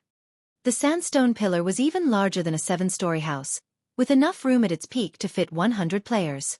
Fortunately, there weren't a lot of monsters near the pillar, so they didn't have to worry about accidentally aggroing too many. Xueqi soon landed the Thunder Eagle on the gravel pillar, but when his teammates saw the number of skeleton spirits around them, they were at a loss for words. To defeat a random skeleton spirit, they'd likely need to work as a full 20-man team, going all out. These skeleton spirits moved in groups of 10 or more, however. How were they supposed to kill these monsters? While the group was at their wits' end, Xueqi retrieved the Bible of Darkness and summoned a Tier 3 demon. Xueqi wouldn't have dared to grind here before reaching level 85. After all, the Bible of Darkness could only summon a demon that was 15 levels higher than he was, and the difference between level 99 and 100 was massive. He would only be asking for a beating if he had tried to send a level 99, Tier 3 demon against a group of level 100+ lords. However, now that he had already reached level 85, the Tier 3 demons he summoned would be level 100. Although a level 100, Tier 3 demon would have a tough time against a dozen or so level 101 lords, it could manage it with sufficient healing. With the Tier 3 demons serving as the MT, the rest of the team could attack with everything they had, and they wouldn't have to worry about splash damage as long as they remained on top of the sandstone pillar. Once they saw the Tier 3 demon, the team realized what Xueqi intended even without further explanation. As soon as the demon lured in a group of skeleton spirits and solidified its hold on the monster's aggro, the team bombarded the skeletons. Violet Cloud and the other healers focused on maintaining the demon's HP in the meantime. Since the team members were under-leveled, their attacks barely dealt minus 10,000 damage. Even when they focused on one skeleton spirit, they couldn't deal enough damage to overcome the monster's battle recovery. Fortunately, the Tier 3 demon was quite powerful, and it was only a matter of time before they killed these skeleton spirits. Seeing that his players could handle the situation, Xueqi returned to Precipice Valley atop his Thunder Eagle. The level 100+ monsters granted an abundance of EXP when they fell, even more than level 99 Great Lords. Including the bonus EXP everyone received from killing a monster of a higher level, Gentle Snow and the others had leveled up more than once by the time Xueqi returned with the second group. Their leveling speed stupefied Shadow Sword and the others, who were part of the second batch of players Xueqi ferried. Before entering the Endless Desert, Gentle Snow and her comrades had been level 77. The amount of EXP they needed to level up was horrific, yet after only a few hours, they were very close to level 79. By the time Xueqi had ferried the entire 100-man team, Gentle Snow and the rest of the first group had reached level 80. Moreover, the team's grinding speed increased as Xueqi continued to summon more level 100, Tier 3 demons when the Bible of Darkness's Summon Demon skill finished its cooldown. The team's leveling speed didn't slow in the slightest, even after splitting the EXP between more players. Once Xueqi had summoned 3 Tier 3 demons, he began to challenge the Great Lord-ranked skeleton generals. Even in level 100 maps, Great Lords were relatively rare. They could be considered mini-bosses in level 100 maps, and even Tier 3 experts would have to flee from a one-on-one battle with such a monster. However, by combining the strength of 3 Tier 3 demons, in addition to the effects of Demon Ruler, Xueqi was able to stand against a level 100 Great Lord. Unfortunately, Aqua Rose and the others could only watch from the sidelines. With the exception of Cola, one of the skeleton general's AoE skills would instant kill any of these team members. Die! Xueqi activated Divine Providence and landed the final blow on the skeleton general, obliterating the Great Lord's last strand of HP. As a result, many of these Zero-Wing experts leveled up, and Xueqi rose to level 86. Meanwhile, the skeleton general dropped about a dozen or so items. Every item radiated a dazzling glow. It was obvious that these items were all extraordinary. Meanwhile, lying among these items was a broken blade, surrounded by a faint, bloody mist. The blade steadily devoured any life energy around it, looking the most conspicuous among the loot. A blood-smelting fragment. Xueqi was surprised to see the broken blade. Chapter 22:19. Level 100 Secret Forging Design. Blood-smelting fragment. Everyone grew curious, shifting their focus to the broken blade on the ground, when they noticed Xueqi's surprise. At a glance, it was obvious that this broken blade was extraordinary, but their guild leader didn't usually seem shocked, even when an epic item dropped. This is interesting. We'll prioritize the skeleton generals from now on, Xueqi said as he collected the blood-smelting fragment. Guild leader, is that thing valuable? Aqua Rose could not help but ask. She had already inspected the blood-smelting fragment's attribute panel, discovering that it was only a common item. Blood-smelting fragment, common rank item. A shattered fragment of a weapon, containing a mysterious energy that absorbs the life energy around it. Although the introductory text mentioned some sort of mysterious energy, the blood-smelting fragment was just junk. It didn't have a use. At most, it could be a collection item. It's extremely valuable. Even the value of all the other items combined don't come close, Xueqi said, smiling. You shouldn't look down on it just because it is a common item. Even master forgers would go crazy to get their hands on this. An item that master forgers would go crazy for? Aqua Rose grew even more confused. The blood-smelting fragment was only a common item. What relation did it have to master forgers? That's right. There is a chance to extract secret forging designs from this thing, Xueqi explained. As long as we collect enough fragments, we could even extract advanced secret forging designs. What? Extracting secret forging designs? Aqua Rose exclaimed. Nowadays, subclasses were becoming more important in God's domain, yet among the various subclasses, the forger subclass stood out. A forger with secret forging designs was treated far differently than those without, enjoying a much higher status. Secret forging designs couldn't be copied, and the items produced possessed extraordinary effects. Take Xueqi's Mana Armor Kit, for example. Among the many armor kit designs found in God's domain, none could compare to the Mana Armor Kit. Xueqi's secret forging design was also the reason that Zero Wing had acquired so many advantages over its competition. One could easily imagine how valuable the blood-smelting fragment was if it truly were possible to extract a secret forging design from it. It was no wonder why Xueqi had been so surprised. Hearing the conversation between Xueqi and Aqua Rose, realization dawned on the rest of the team. Their faces lit up with excitement and anticipation. Xueqi simply chuckled when he saw his teammates' reactions. He didn't bother to explain further, instructing everyone to continue grinding skeleton spirits and generals. The secret forging designs that could be extracted from the blood-smelting fragment were not as simple as everyone assumed. The items one could produce with these designs would even be a great help to level 100+ players.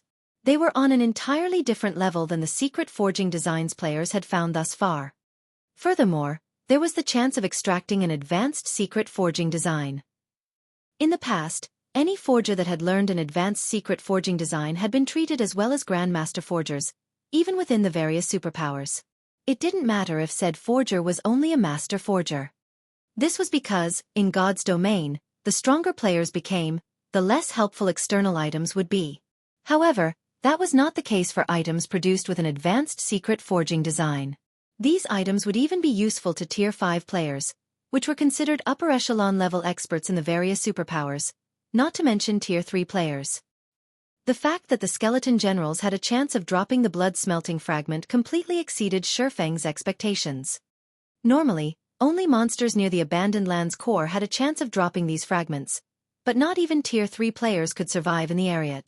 Now that he knew he could collect blood-smelting fragments from the skeleton generals, he had to go all out in hunting them down and collecting as many as he could.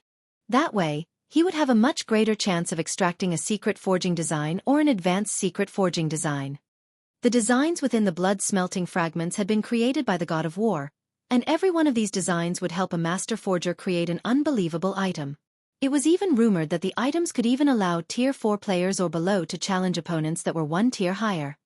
Normally, players could only gain such power through legendary items, but the items produced with the God of War's top 3 designs would be similarly effective.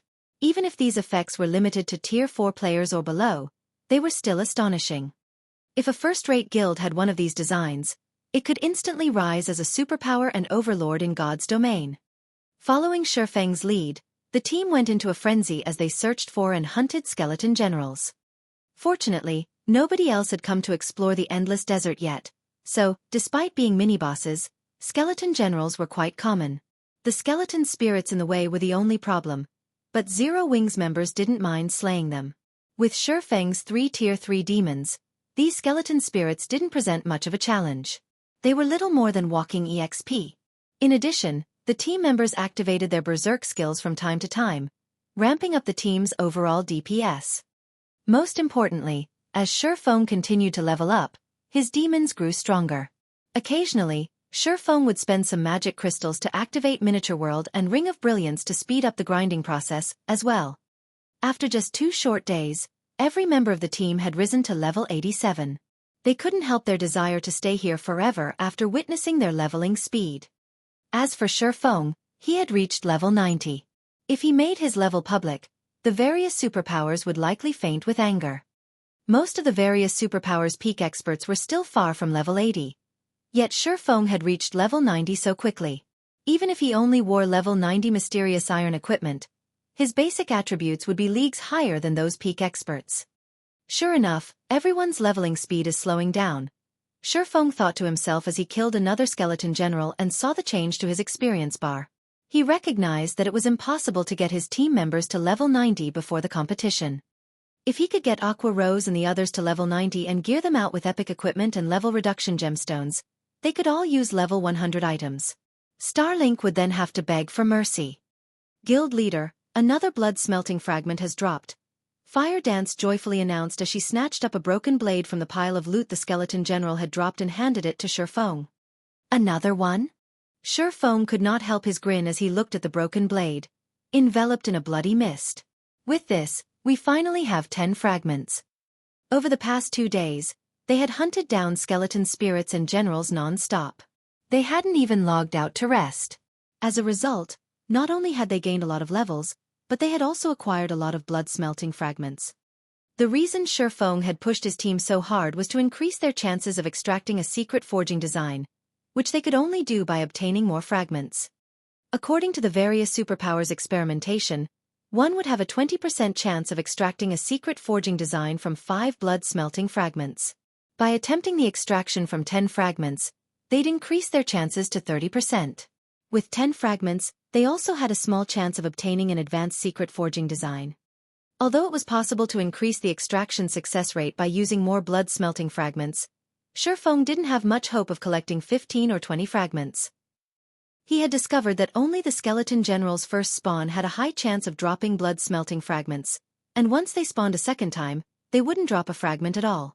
Unfortunately, there were only so many skeleton generals in the endless desert, and it was simply impossible to collect 15 or 20 fragments. He felt fortunate already to collect 10 fragments. Please let it be a success. Xueqi prayed as he activated Divine Providence. Although he wasn't sure whether Divine Providence would be of any help, he couldn't care less. He needed all the help he could get.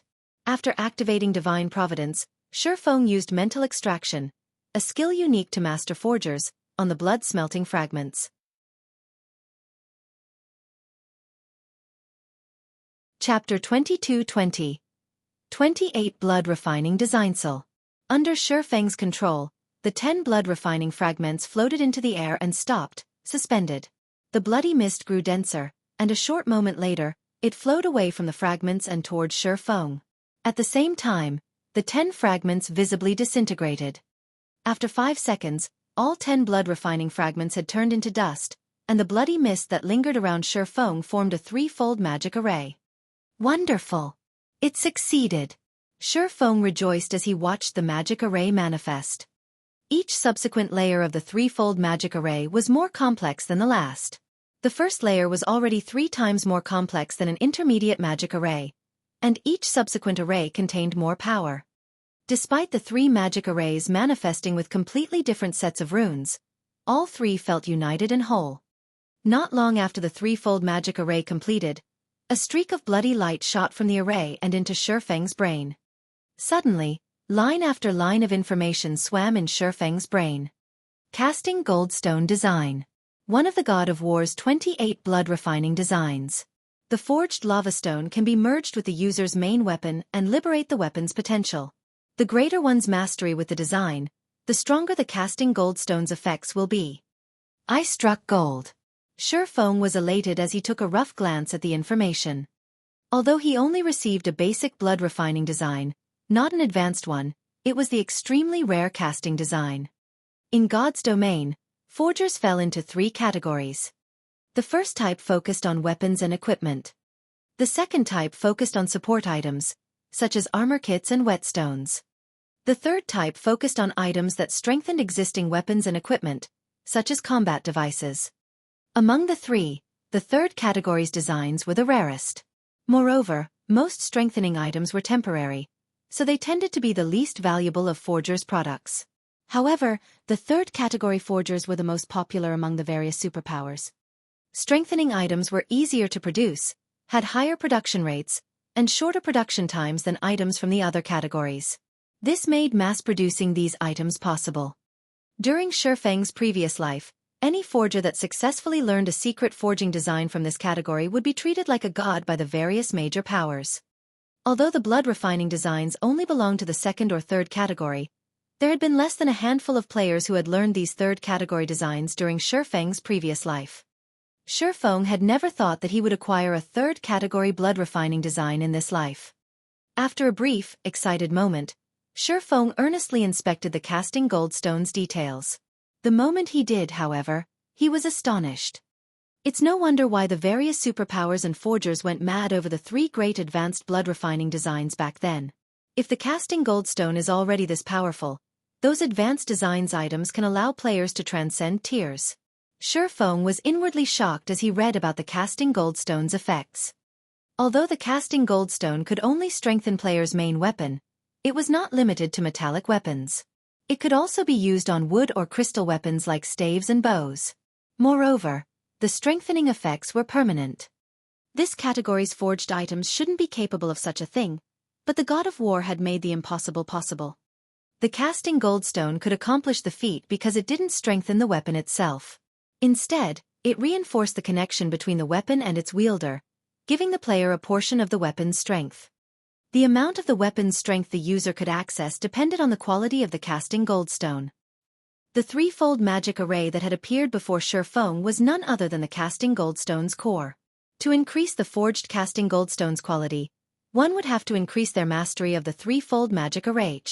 As long as one fully mastered the magic array, the casting goldstone could double up to a Tier 3 player's combat power. It would even be significantly helpful to Tier 4 players. The casting goldstone's only flaw was the required materials. Every material needed to produce the casting goldstone was incredibly rare and valuable, especially the magic molten gold. A single ingot currently cost 20 gold on the market.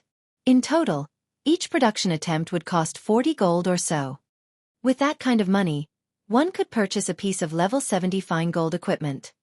It seems I'll have to research this blood refining design carefully. Shifeng could not help his grin as he looked at the casting goldstone design. He had still felt that the upcoming competition against Starlink would be quite difficult if he relied on Aqua Rose and the others. Starlink was no pushover, after all. With the casting goldstone, however, he was no longer concerned. Ordinary powers might struggle to collect magic molten gold, but for Zero Wing, it was a simple task. One word was all it would take for Zero Wing to acquire a stock of magic molten gold from the secret and candlelight chambers of commerce. Needless to say, he could acquire the rest of the required materials through the same routes. Thinking up to this point, Shifeng had everyone return to White River City and get some rest. They hadn't rested for the past 2 days, and Aqua Rose and the others still had plenty of responsibilities in Zero Wing to attend to. The team was a little disappointed that Shifeng dismissed their grinding session, but it was true that they needed to return to their tasks. Following which, everyone took out a guild transfer scroll and teleported to their respective bases of operations. Although most teleportation means were prohibited in the abandoned land, return scrolls and guild transfer scrolls were, fortunately, an exception. After Aqua Rose and the others left, Shifeng took out a return scroll and teleported to White River City. He intended to research the casting goldstone's production method in the candlelight trading firm. When Shifeng returned, the city was as crowded as always. Only, far more guilds occupied the city now than before. As Shifeng walked through the city's business district, he saw players from several dozen guilds. Many were even from large guilds that were based in other kingdoms and empires. These guilds had gathered in White River City to visit the city's auction house. Since White River City's auction house was linked with the one in Stone Forest City, players could find rare items and equipment that only dropped in the Bottomless Abyss. The Bottomless Abyss was the current front line in God's domain. Ordinary expert players coveted the items found in the regional dungeon. Naturally, the various large guilds members couldn't miss this opportunity. Traveling to the Bottomless Abyss was a particularly challenging endeavor for players from outside of the Dark Knight Empire, and entering the regional dungeon wasn't easy, either. At this point, a team shouldn't even dream of entering the dungeon without 5 ordinary experts. Because of this, White River City had become a hub for the players in the kingdoms and empires neighboring Star Moon Kingdom. This situation instantly transformed White River City into a super large-scale NPC city, with a player population of nearly 20 million. Players from the various large guilds ran to White River City's auction house to purchase items. In addition, Zero Wing hosted and monitored daily bartering sessions for rare items in White River City's auction house, which further enticed the various guilds and expert players. The easiest currency players could earn in God's domain was coins. Powerful players no longer needed coins so desperately. Instead, they needed rare materials and top-tier equipment. However, most people selling these items were generally unwilling to accept coins as payment, seeking items of equal value. Meanwhile, Zero Wing's bartering sessions had made White River City a hub for rare materials and top-tier equipment. White River City even began to show signs of becoming the main trade hub for Star Moon Kingdom and its several neighboring kingdoms. Just as Xueqi had almost reached the candlelight trading firm, the crisp sound of the system reached his ears. System: White River City Auction House has met the conditions to unlock its advanced features. Do you wish to enable the advanced features?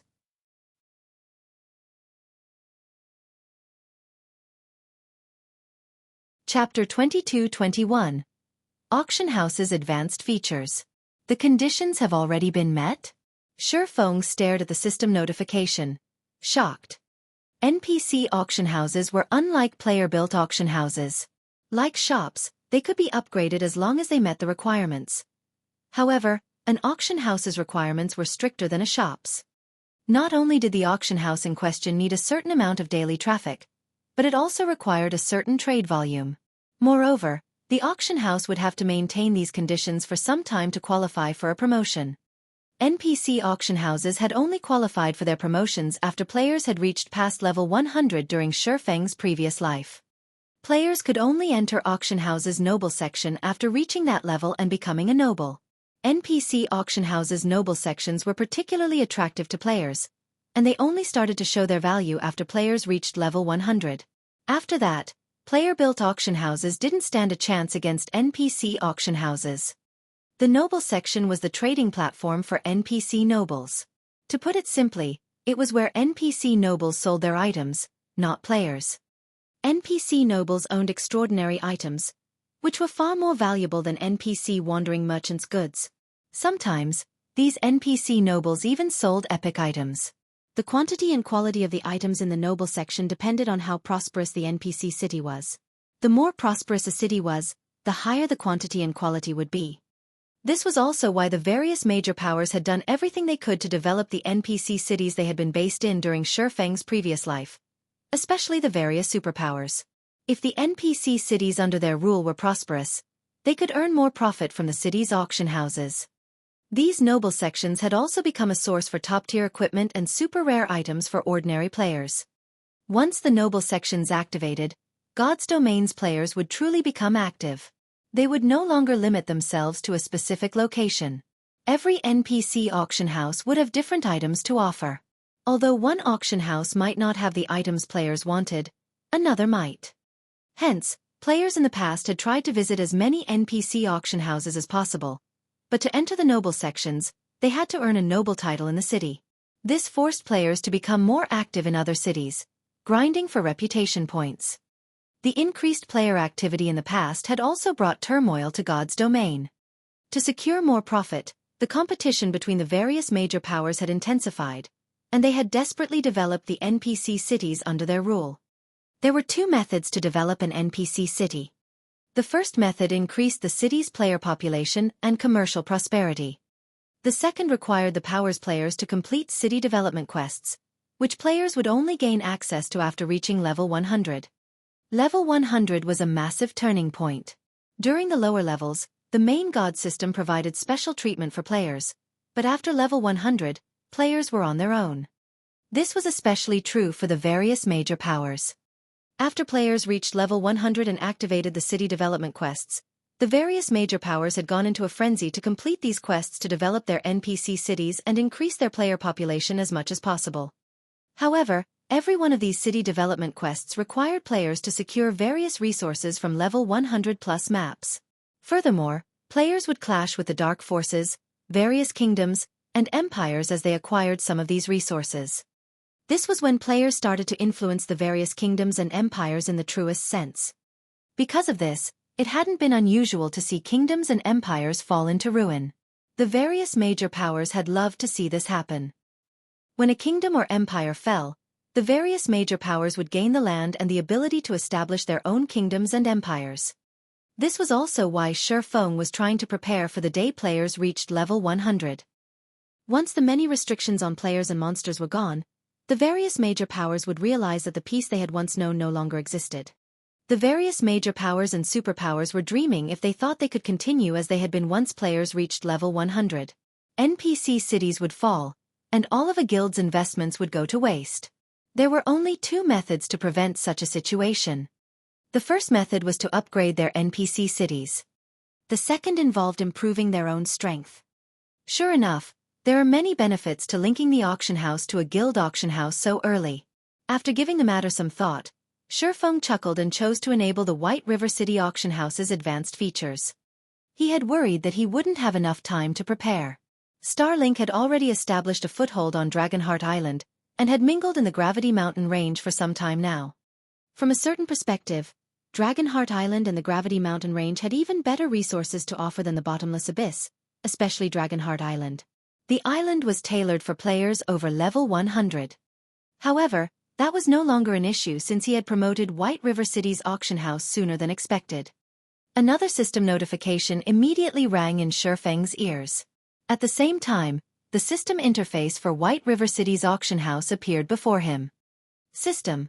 The White River City auction house's advanced features have been enabled. Activating the auction house's first level 1 advanced features. There were 2 level 1 advanced features he could activate right now. The first was a level reduction feature. This feature would reduce the level requirement to enter the noble section from 100 to 90. Activating this feature would cost 600,000 gold and 100,000 magic crystals. The second was the auction proxy feature. This feature gave a large-scale, player-owned, 3-star shop the NPC consignment function. Activating this feature would cost 1 million gold and 150,000 magic crystals. Why are the prices so much higher than in the past? Xueqi was speechless when he saw the costs. During his previous life, the level reduction feature had only cost 300,000 gold and 100,000 magic crystals to activate. As for the auction proxy feature, it had only cost 500,000 gold and 150,000 magic crystals. Now, the gold cost had doubled. Even superpowers would be startled to see these prices. Although Zero Wing had considerably improved its profit margins, accumulating 1 million gold would still take some time. There were many aspects of its guild cities that required funding, and Zero Wing's member count was rapidly increasing. At this point, Zero Wing only had around 200,000 gold in savings.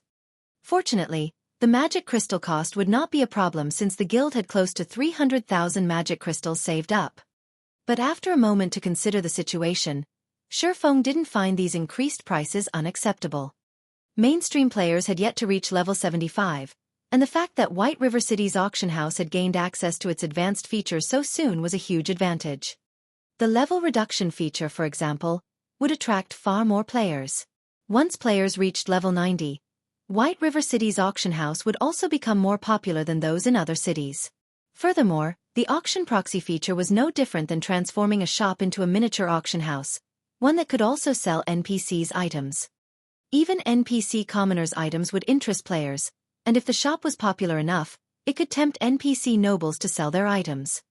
Not only would this feature give the shop access to plenty of rare resources, but the shop would also have an absolute advantage over its competition. It seems I'll have to stop spending money for a while. Xueqi decided to have Aqua Rose reduce the guild's expenditures slightly. With this, Zero Wing would be able to activate both features after 10 or so days. With the auction house's matter settled, Xueqi entered the candlelight trading firm and began his research into the casting goldstone designs. As one of the God of War's secret forging designs, the casting goldstone's production process was quite different from that of ordinary weapons and equipment. It was a combination of magic arrays and forging.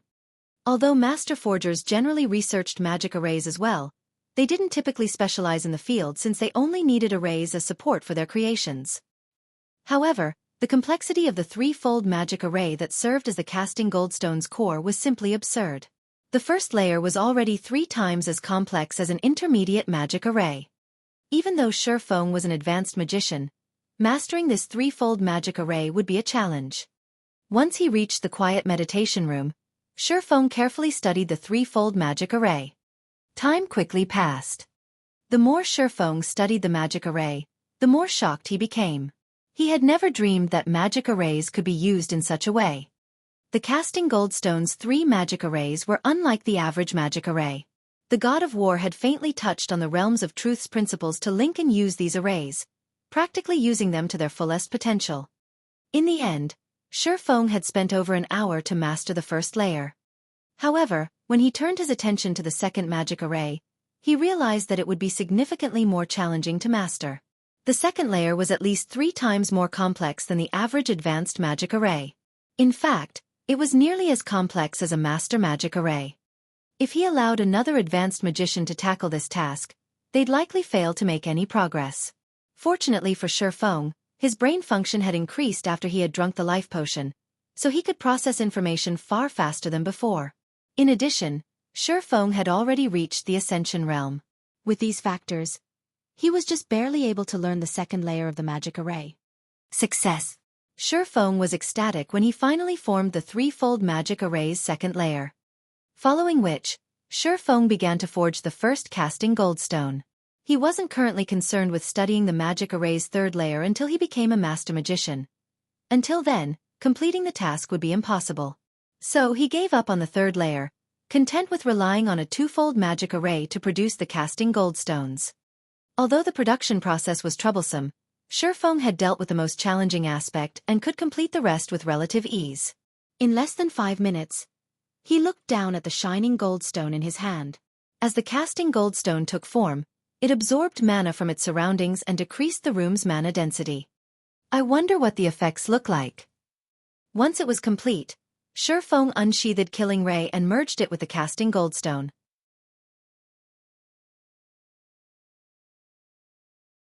Chapter 22-22 Qualitative Transformation. The first casting goldstone Xueqi had produced was so hard that not even a dark gold weapon could damage it, yet the instant it had touched Killing Ray, it liquefied and flowed into the sacred sword. Golden, divine runes then emerged down Killing Ray's blade. In the blink of an eye, the divine runes covered the entire sword. Some even manifested on the hand Xueqi used to wield the weapon. It was as if these runes connected Xueqi's hand with the sacred sword. After the last rune formed, Xueqi felt a stream of dense energy flow into his body, and his mind cleared. Amazing! It can even improve my mental state. Xueqi could not help his excitement as he gazed down at Killing Ray. Improving one's mental state was incredibly difficult.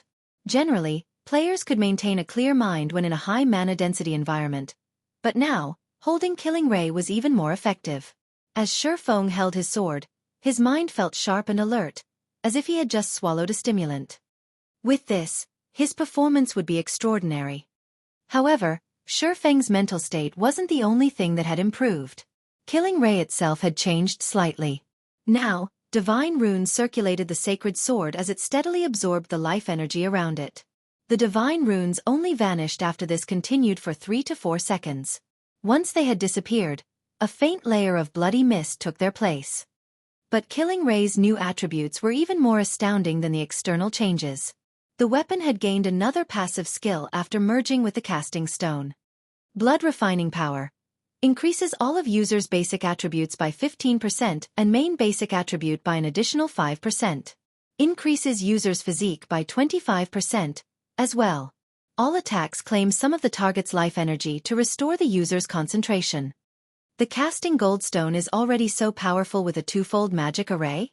Xueqi was stunned after reading Blood Refining Power's introduction. Killing Ray was nearly as powerful as fragmented legendary items in terms of basic attribute bonuses now. It was only somewhat inferior in its attack power and skills. The bonus to his physique was truly horrific. A 25% increase could almost rival the boost players received when they rose from Tier 0 to Tier 1. With the casting goldstone's massive improvements, ordinary experts would have a high chance of defeating refinement realm experts if both had the same levels and equipment standards. An improvement to physique alone would improve players' perception, kinetic vision, and reaction speed. Even if players didn't have the fine physical control to exhibit their combat power to the fullest, they could dodge attacks from Refinement Realm experts with these advantages.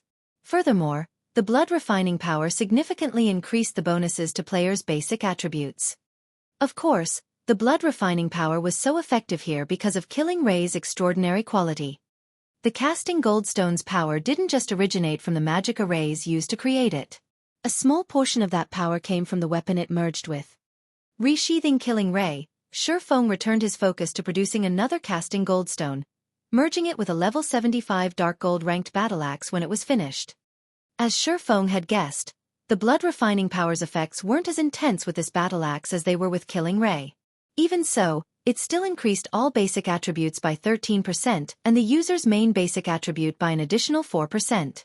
It also increased physique by 22% and absorbed a portion of the enemy's life energy to restore the user's concentration. It's no wonder why the various superpowers had been so desperate to obtain the advanced blood refining designs. If even a basic blood refining design can produce such an item, the items crafted with the advanced designs can likely empower a first-rate guild to stand against a super guild's assault for some time. Not even he could help his desire for the advanced blood refining designs. If the casting goldstone were already so powerful, Tier 2 experts could likely take on Tier 3 experts with the items crafted from the advanced blood refining designs. Tier 3 experts would even be able to face Tier 4 experts. A Tier 2 domain realm expert could only face ordinary Tier 3 experts of the same level without such a boon. If a Tier 2 refinement realm or flowing water realm expert challenged an ordinary Tier 3 expert, they might not even escape with their life. However, Xueqi did not give the matter too much thought. Aside from how difficult obtaining the advanced blood refining designs was, he hadn't even mastered the casting goldstone's production process yet. He was only able to draw 2 of 3 of the core magic arrays right now. Even if he had an advanced blood refining design, he wouldn't likely be able to craft the item. Following which, Xueqi focused on forging more casting goldstones.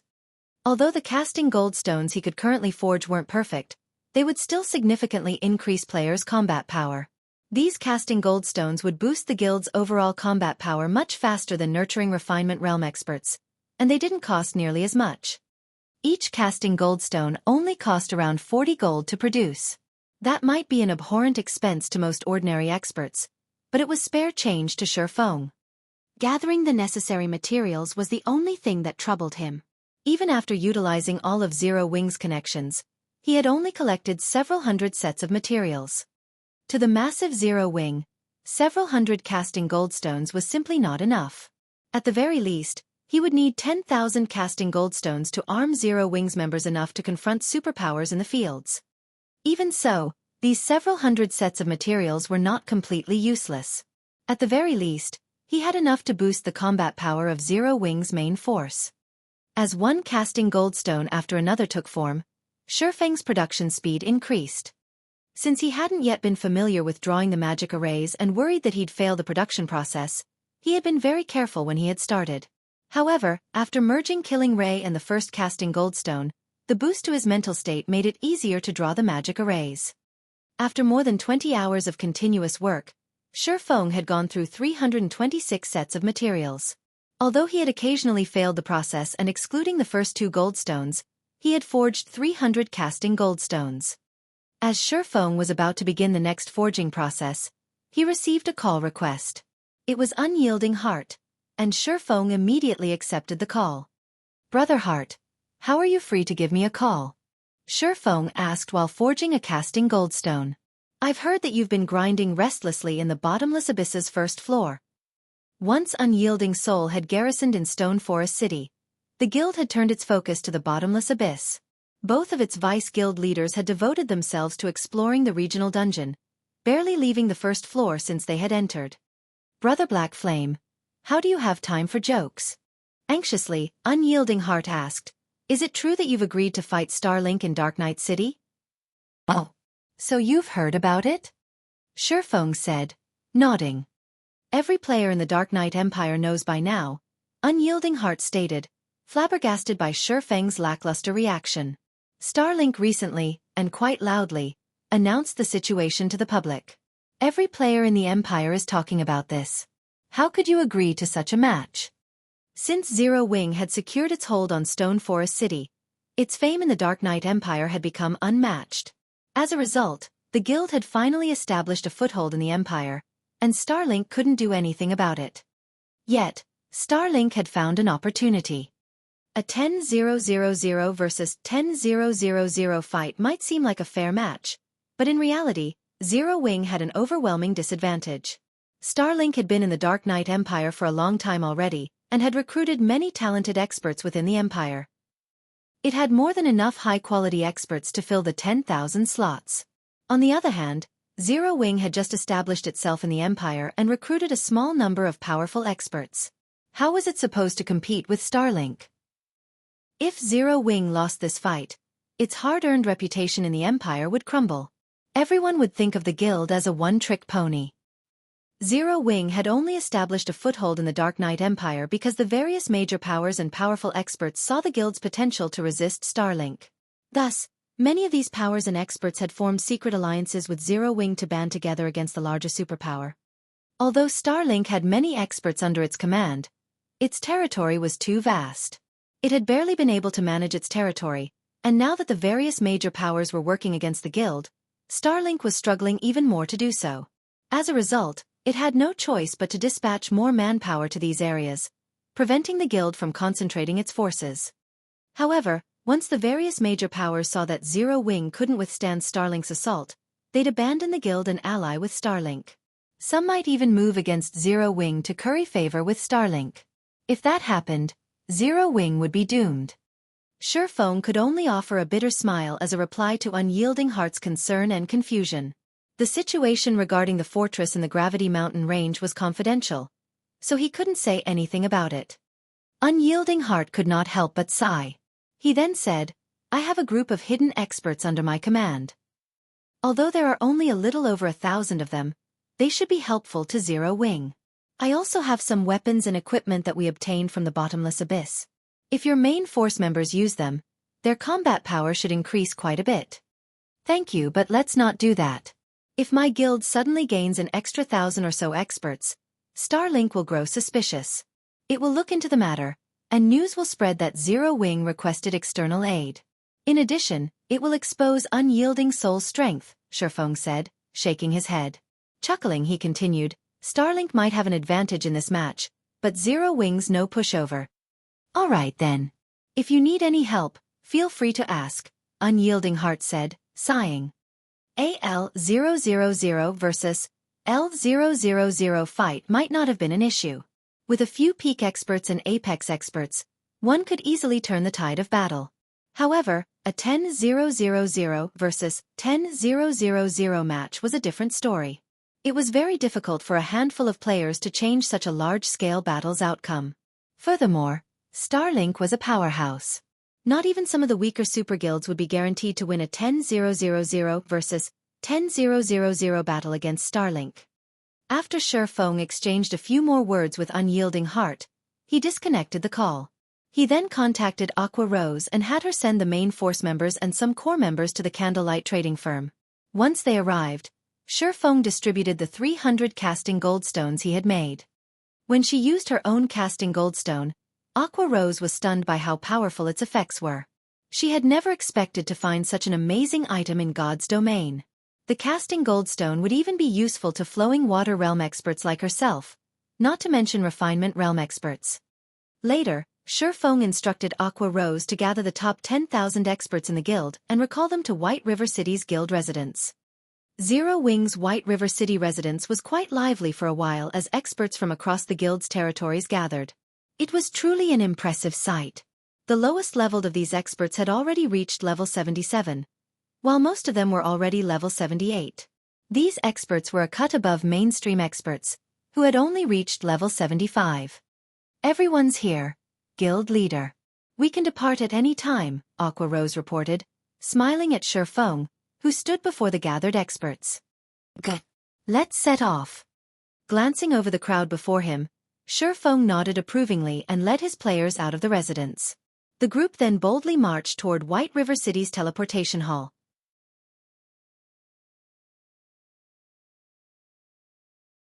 Chapter 22-23. Six Wing appears. Dark Knight Empire, Dark Knight City. Currently, players crowded the central plaza outside the Divine Colosseum. If one observed these players carefully, they would notice that even the lowest-leveled player had reached level 75, and all of these players were either from main force members from well-known adventurer teams or large guilds experts. Amazing! There are actually so many experts here. Is the Divine Colosseum holding some kind of event? A level 72 ranger, who had just arrived in Dark Knight City, exclaimed. Don't you know? In a moment, 10,000 experts from Zero Wing are going to face off against 10,000 from Starlink. One is the Dark Knight Empire's overlord, while the other is Stone Forest City's overlord. This is a rare treat in the Dark Knight Empire. None of these experts would miss the chance to watch such a spectacular show. A level 74 berserker that happened to overhear the level 72 ranger's comment explained. What? Something that exciting is going on. Let's go. We can replace our equipment later, one of the level 72 ranger's teammates urged. It was not every day that one could watch two superpowers duke it out. Even when they did, the public only got to see the tip of the iceberg, but this was an opportunity to watch two of God's domain's overlords go head-to-head. The upcoming match would be even more exhilarating than watching a war movie. The ranger agreed with his teammates' idea. Aside from the invigorating show, they could learn quite a bit from watching peak experts clash. It wasn't very often that peak experts fought each other. They normally just fought larger groups of ordinary experts. You guys want to watch? The level 74 berserker chuckled at the ranger and his team. See those experts in the plaza? What about them? The ranger asked. They want to watch the fight, too, but they can't. They can't even get into the Divine Colosseum, so they're watching from out here, the level 74 berserker explained. Starlink has reserved the entire Divine Colosseum. Anyone who wants to watch the fight directly will have to prove their ability to clear the Trial Tower's 6th floor or pay 100 gold. The ranger and his teammates gasped. That's fraudulent. Don't they want players to watch the battle? The ranger objected. Players who could reach the middle stage of the Trial Tower's 5th floor were already considered experts, and those that could reach the 6th floor were some of the best of the best. Not even ordinary guilds had many of these experts. Although the level 72 ranger was a capable expert, he had only reached the late stage of the Trial Tower's 5th floor. He was still a step away from the 6th floor. The ranger couldn't even dream of completing the 6th floor and reaching the 7th. The 100 gold entry fee was just as fraudulent. Ordinary experts barely had more than 20 gold on them. Most of their money went into repair and teleportation fees. They also had to replace old equipment on occasion. For experts like this ranger, it would be a luxury to have an extra 100 gold lying around. The ranger finally realized why so many players were standing in the plaza, rather than in the Divine Colosseum itself. However, a moment after the ranger fell silent, a 30-man team approached the Divine Colosseum's entrance. None of this team's members wore a guild emblem, proving that they were independent players. When the crowd noticed them, they opened a path for these players. The 30-man team passed through the crowd, disappearing through the Divine Colosseum's entrance. Who are they? The ranger asked with wide eyes. Every player in the plaza was an expert, and some were even stronger than the ranger, but they had all stepped aside for those 30 independent players. It was unbelievable. However, that wasn't the most shocking part. The ranger was even more shocked that none of those 30 players had paid a single coin to enter the Divine Colosseum. In other words, every member of that team had already reached the Trial Tower's 7th floor. They're members of the Windwolf Adventurer Team, a top adventurer team in the Dark Knight Empire.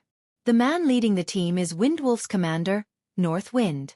I hadn't expected him to make a personal appearance though. He's normally very secretive, rarely appearing in public. It's a pity I don't have 100 gold. I'd definitely pay the entry fee to watch this fight, the level 74 berserker said as he longingly gazed at the Divine Colosseum. Although 100 gold was a huge sum, it was nothing compared to the knowledge and experience he could gain from watching a large-scale battle between two of God's domain's overlords. Players would be able to experience the battle physically from inside the Divine Colosseum, which would be entirely different than just watching a video recording.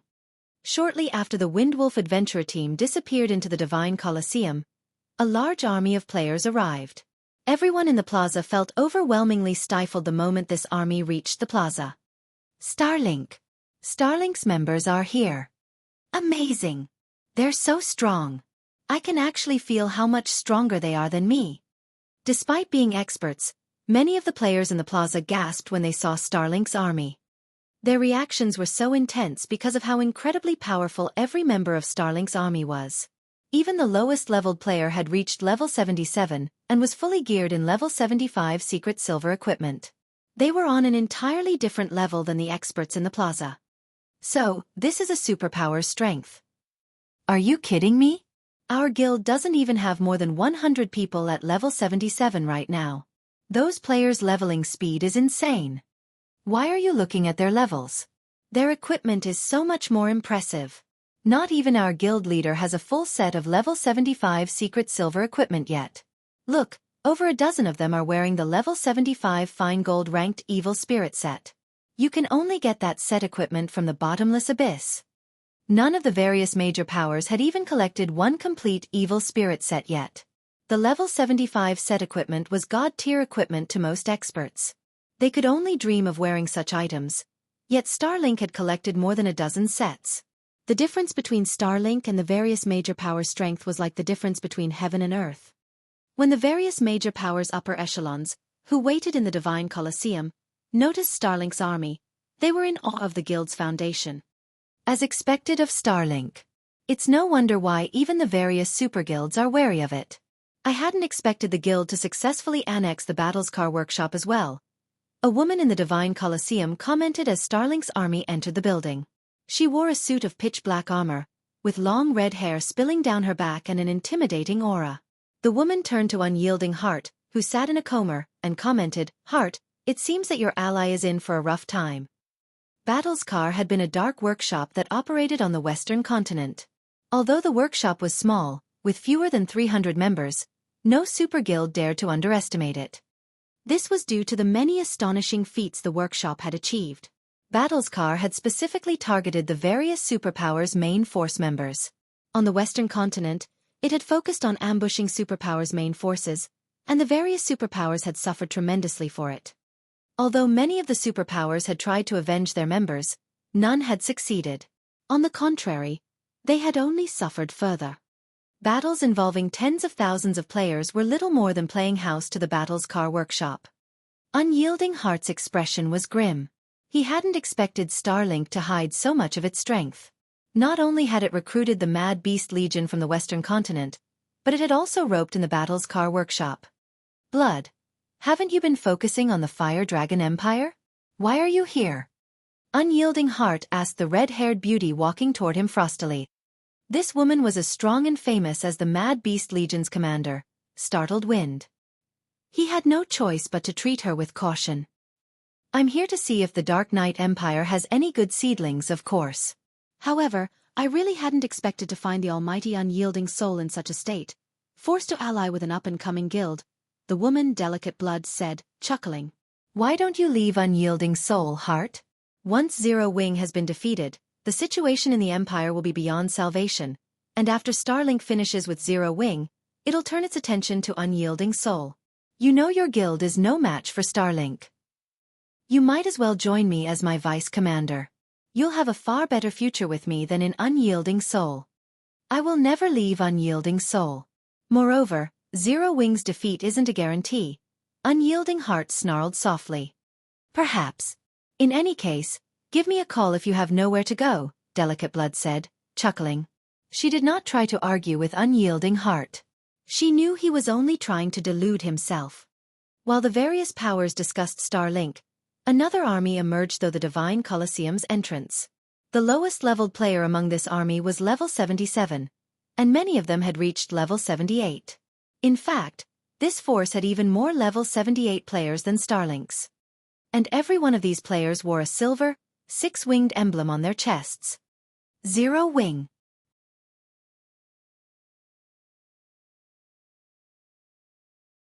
Chapter 22-24. Zero Wing's Foundations. Everyone in the Divine Colosseum was stunned when Zero Wing arrived. How are their levels so high? So many of them have already reached level 78. Starlink doesn't even have 1,000 level 78 players, yet Zero Wing has more than 3,000. Is this because of the benefits in Stone Forest City? The various powers' upper echelons were especially shocked when they saw the levels of Zero Wing's members. The fact that Zero Wing had level 78 players wasn't particularly surprising. Many of God's Domain's peak experts had long since reached that level and were only a step away from level 79.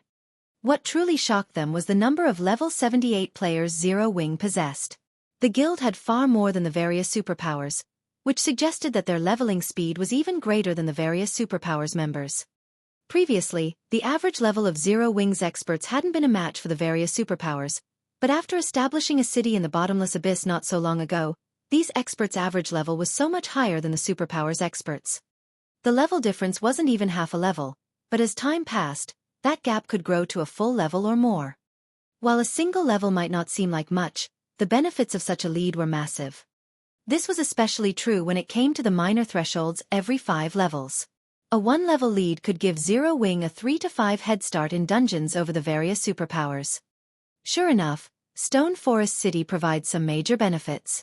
It's no wonder why Zero Wing dares to clash with Starlink, Delicate Blood commented.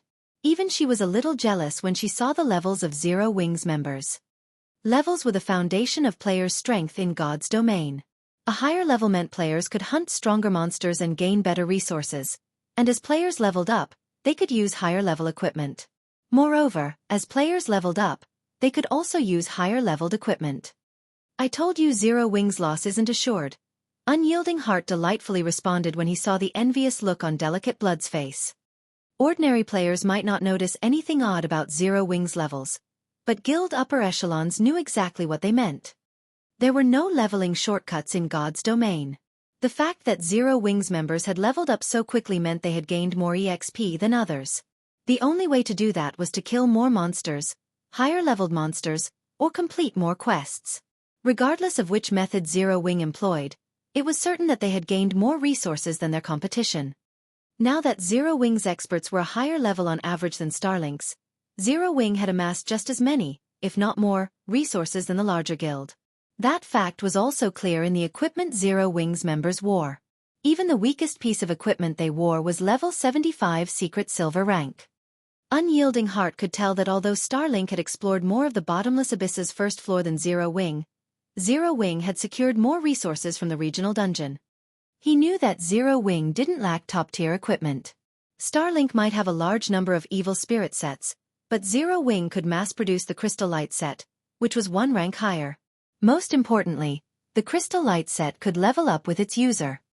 Although the Crystal Light set would not undergo a qualitative transformation at level 78, it was still superior to level 75 Dark Gold set equipment in terms of basic attributes.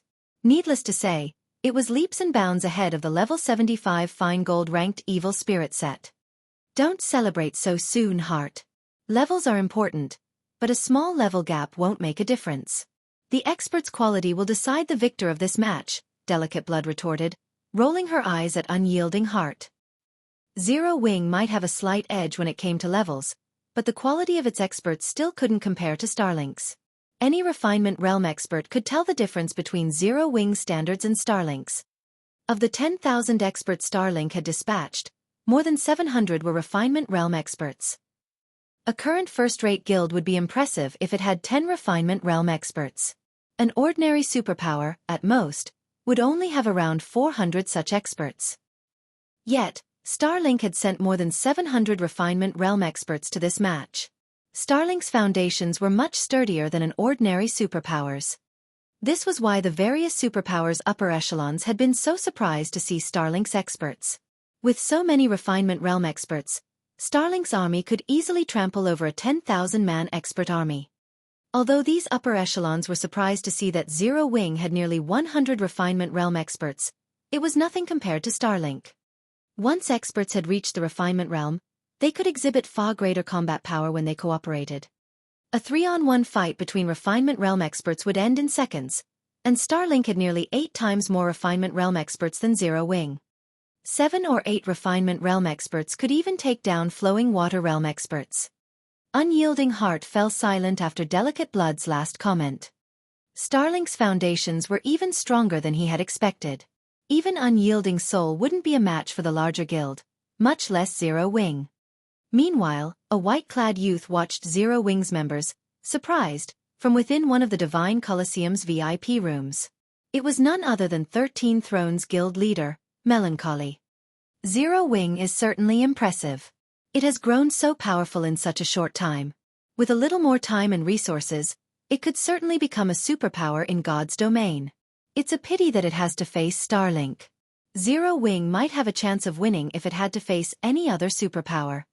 Melancholy's investigation into the guild had been brief, and rumors circulated, stating that Zero Wing only had a handful of experts, while the rest of the guild's members were quite weak. However, seeing Zero Wing's force for this match, it seemed those rumors had been mistaken. Zero Wing had the ability to form a 100-man raid team of Refinement Realm experts.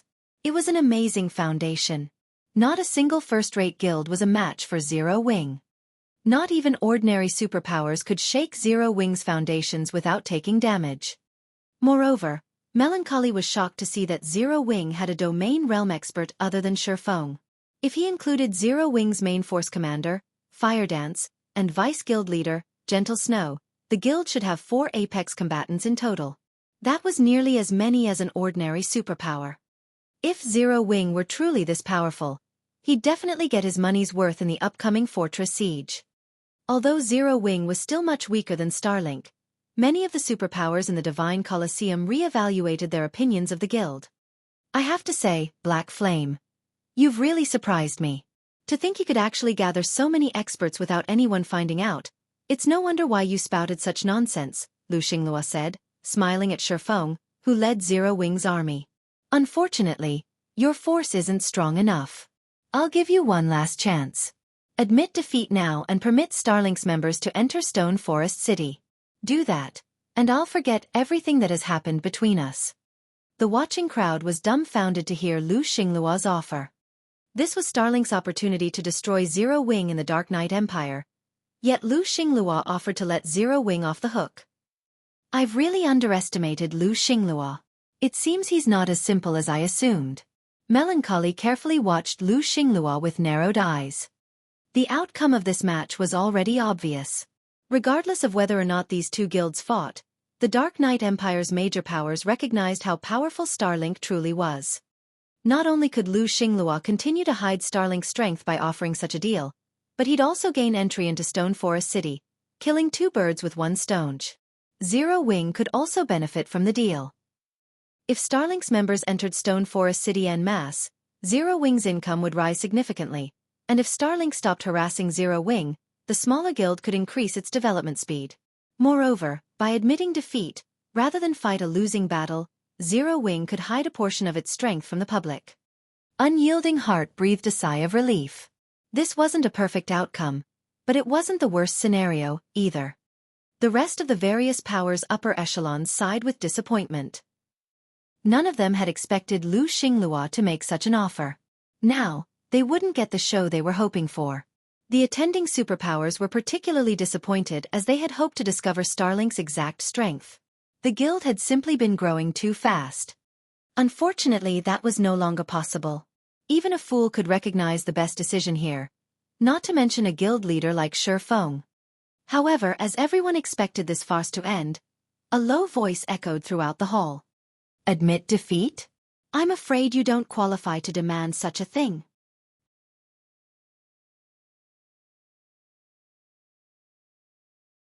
Chapter 22-25. Shattering thousands of attacks with one move. Everyone in the Divine Colosseum turned to Xueqi in utter shock. Is Black Flame tired of living? Starlink's strength was obvious. With over 700 Refinement Realm experts under Starlink's command, even ordinary superpowers would have to bow their heads before the guild, not to mention Zero Wing. Furthermore, Starlink had both the Mad Beast Legion and the Battlescar Workshop, both of which were comprised of lunatics. However, rather than temporarily concede and allow his guilds to develop unimpeded, Xueqi chose to fight Starlink. For a moment, they wondered if Starlink's display had scared Xueqi silly, and he had blurted out his refusal without thinking. Ha ha ha. Heart, it seems that your ally is quite stubborn. Delicate Blood said with a glance at Unyielding Heart. Is this really necessary?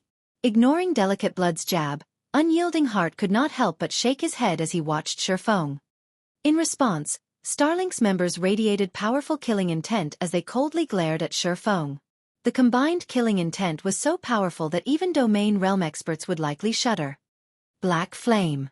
Our guild leader has kindly offered you this opportunity. Don't be a fool. If our guild leader gets angry, not even Unyielding Soul will survive his wrath, let alone Zero Wing. Bright Dawn, one of Starlink's vice guild leaders, declared. Everyone in the hall heard Bright Dawn's claim, but despite the arrogance in his tone, none of them tried to rebuke the statement. Not even Unyielding Heart commented on it. What Bright Dawn had said was true. A lot of things had become clear the moment Starlink had dispatched over 700 refinement realm experts. The various superpowers always hid a portion of their strength, only revealing a small fraction to the public. However, the small fraction Starlink had revealed was far more than Unyielding Soul's total power. If Xingluo were resolved to accept some losses, Starlink could thoroughly destroy Unyielding Soul.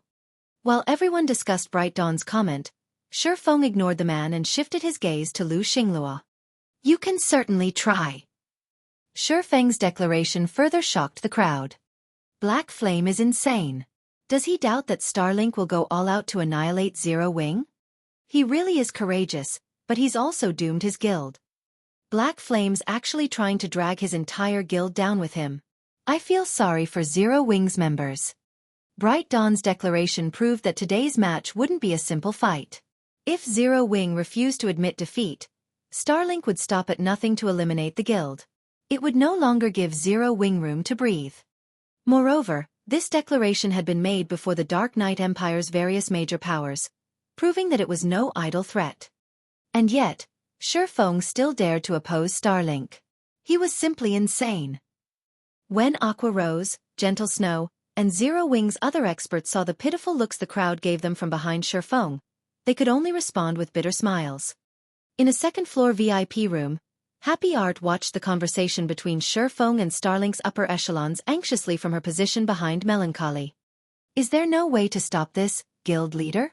Zero Wing will be a massive help in the upcoming fortress siege with its current strength. If Starlink defeats Zero Wing, however, it will affect the siege's outcome, Happy Art said. I can't interfere. Starlink is one of our partners, as well, and it will also be a great help in the siege. Black Flame is still a little naive, Melancholy said. He shook his head disappointedly as he watched Xueqi.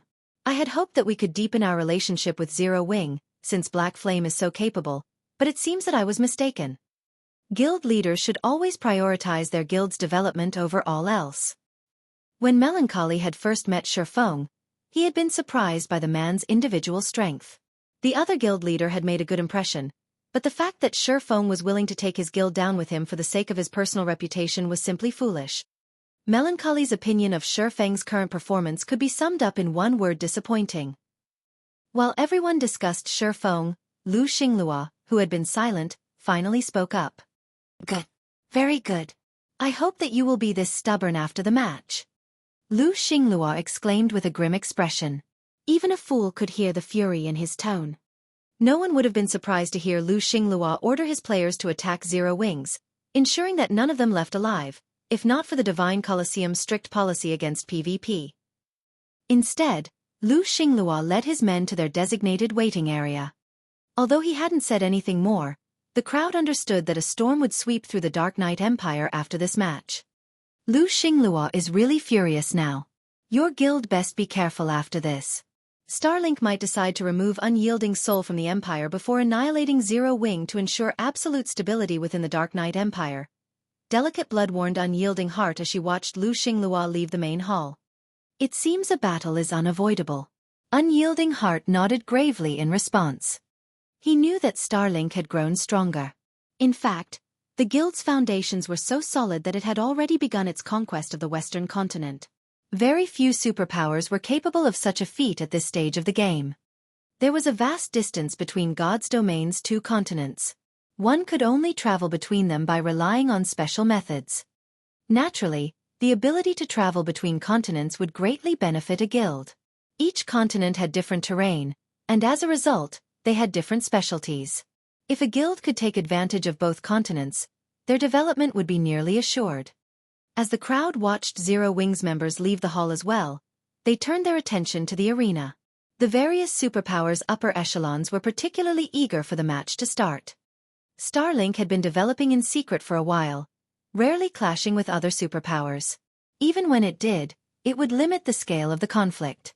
Hence, no one had any idea of the guild's depths. Now that Starlink intended to go all out against Zero Wing, this was the perfect opportunity to gain more intel on the larger guild. Although Zero Wing wasn't as strong as the various superpowers, with only 100 refinement realm experts, it should have enough strength to expose Starlink's experts. An expert's power wasn't limited to their combat standards. Weapons, equipment, combat techniques, skills, spells, and special items all played a role. There were many aspects of an expert's strength one couldn't see until that expert fought. Fortunately, the Divine Colosseum's 10,000-man battlefield was the perfect place to witness a guild's comprehensive strength. The 10,000-man battlefield was an outdoor map, half as large as an ordinary map in the outside world. Naturally, one had to eliminate every opponent to claim victory. After a moment, both Zero Wing and Starlink's armies appeared in the outdoor clearing. A dense forest lay behind the armies, offering cover. Zero Wing's only hope is to retreat into the forest and use guerrilla tactics against Starlink. That's right. A head-on clash would be suicide for Zero Wing, but even guerrilla tactics will be a problem for them. Starlink's 700-plus refinement realm experts will be a frightening force in the forest. Many of the spectators were upper echelons from major powers. They had all experienced field battles, so they knew how terrifying refinement realm experts could be in a dense forest. However, Zero Wing's members didn't feel into the woods as expected. Instead, they charged at Starlink's army the moment the match began. Zero Wing's going for a straight-up brawl. The development took everyone by surprise. A team would have to rely on comprehensive strength to win a frontal clash on an open clearing, and Starlink's was far greater than Zero Wing's. Bastards! Xingluo cursed as he watched Shifeng lead the charge with a 300-man team close behind him. He then commanded, "Concentrate your attacks. Get rid of them first." Following their leader's order, Starlink's ranged members took action. Thousands of spells and arrows flew toward Shifeng's group. Even peak expert scalps would tingle against such a fierce assault. Normally, both sides' MTs would for a defensive wall, slowly advancing toward their opponents during such a large-scale battle. But Shifeng and the others disregarded normal protocol as they ran toward Starlink's army like lunatics. Every Starlink member present was an expert among experts, with far more accurate attacks than ordinary experts. Most importantly, they properly coordinated their attacks. Moreover, Starlink's refinement realm experts launched their attacks a moment after the first barrage, taking advantage of any blind spots players would expose after blocking the first attacks.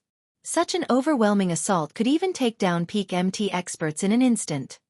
But just as the spells and arrows fell on Zero Wing's members like ravenous wolves, Shifeng unsheathed Killing Ray and swung the blade forward. Lightning Edge. Countless arcs of lightning shot forth, forming a blue river that slammed into the descending spells and arrows. The instant these ranged attacks encountered this river of lightning, they vanished. After both sides' attacks dissipated, a small crater, stretching across 50 yards, separated the armies.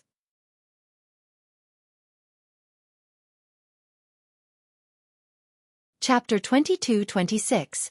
Annihilating Tier 3. Everyone gasped as the river of lightning disappeared. How is that even possible? The spectators were astonished to see a single move counter thousands of spells and arrows. Some of the many incoming attacks Zero Wing's members had faced were even as powerful as Tier 3. That first wave could have wiped out a 100-man expert team focused fully on defense. Yet, Shifeng had countered every incoming attack by himself. Amazing. He actually managed to execute such a move. Unyielding Heart, who was watched from the spectator stands, was amazed by the way Shifeng had used his skill. Although Unyielding Heart normally used offensive skills to defend himself, too, he hadn't thought it was possible to use an offensive skill to counter several thousand attacks. He realized that his thinking was still stuck in the earliest days of God's domain. He had thought that one could only cope with such a massive assault by dodging or blocking individual attacks. While the crowd reeled over Shifeng's performance, Xingluo, who led Starlink's army, sneered and said, "You might be clever for using an AoE skill to block those attacks, but how many times can you repeat that feat?" AoE skills and spells were extremely rare in God's domain, and the majority of them were exclusive to magical classes. How many AoE skills could Xueqi possibly possess? On the other hand, Starlink's army was more than capable of replicating that first wave without end. Xingluo's question snapped Starlink's members out of their daze, and they launched the second wave. Just as the second assault was about to slam into Zero Wing's vanguard, Aqua Rose waved her Sea Dragon staff. Under her command, violent, water-type mana gathered in front of Xueqi. Water Raid. The water-type mana formed an 8-meter-tall tidal wave in the blink of an eye, halting the incoming attacks as it surged towards Starlink's army. But before the tidal wave crashed into Starlink's members, the magical class forces at the rear of the army completed their incantations. As a result, defensive barriers rose before the army, blocking Aqua Rose's water raid. The various powers' upper echelons were shocked to see these defensive barriers manifest. What? Starlink already has so many defensive combination spells. Based on the power of those barriers, they must have cast Tier 2 advanced defensive spells, but how did Starlink get so many of them? Amazing! Zero Wing doesn't stand a chance against Starlink. Players were prohibited from using tools or berserk skills in the Divine Colosseum. At most, they could use their weapons and equipment skills. In other words, the defensive barriers Starlink's members had used didn't involve magic array scrolls. As players leveled up in God's domain, they'd encounter more spells and skills that required more than one player to cast. These were known as combination skills and spells, and they were far more powerful than the ordinary skills or spells. However, they were also extremely rare, and Tier 2 advanced defensive combination spells were particularly so. And yet, Starlink had clearly obtained over a dozen of these defensive spells, enough to call forth barriers to envelop its entire army. With Tier 2 advanced rank barriers, Starlink's advantage over its opponent was massive. Even a Grand Lord of the same level would struggle to destroy the barriers, not to mention Tier 2 players. So, this is Starlink's foundation?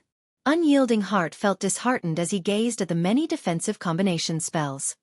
Defensive combination spells could also be used in team dungeons, and with such powerful barriers, Starlink's teams would have a much easier time defeating dungeon bosses. Moreover, unlike magic array scrolls, players could use their combination spells as often as necessary. When the various superpowers upper echelons saw this, their fear of Starlink grew a little.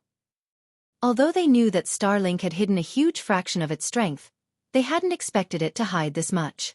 It was no wonder why Bright Dawn had boasted that Starlink could easily take out Unyielding Soul. It seemed that he had told the truth, and Starlink certainly was strong enough to do so.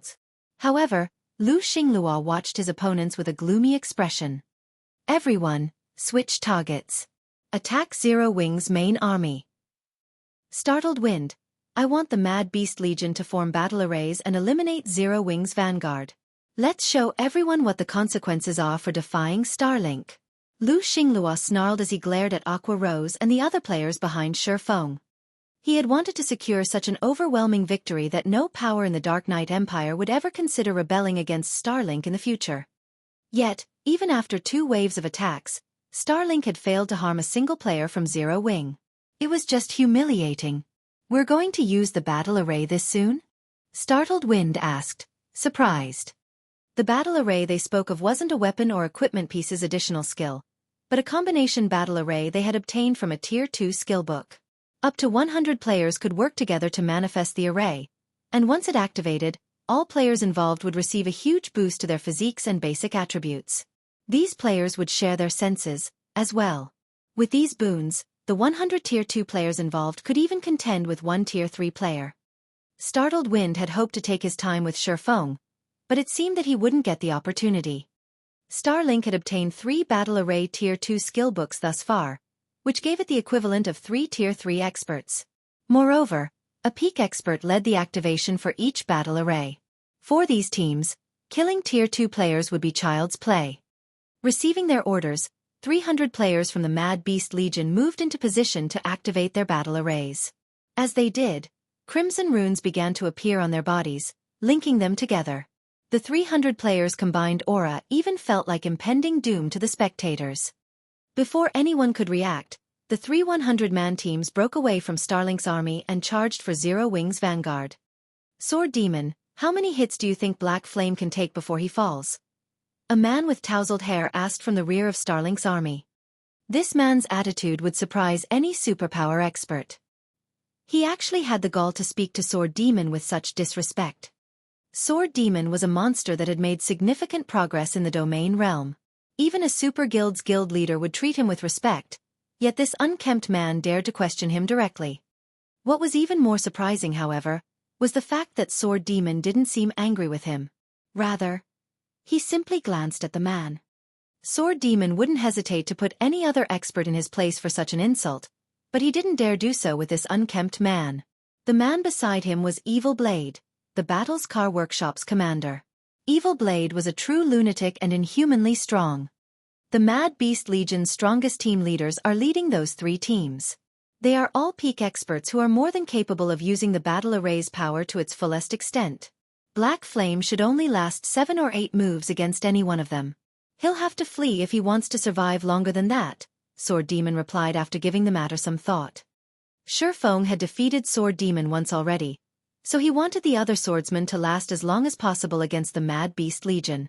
Unfortunately, he had witnessed the battle array's power personally, and knew it wasn't something current players could contend with. How boring.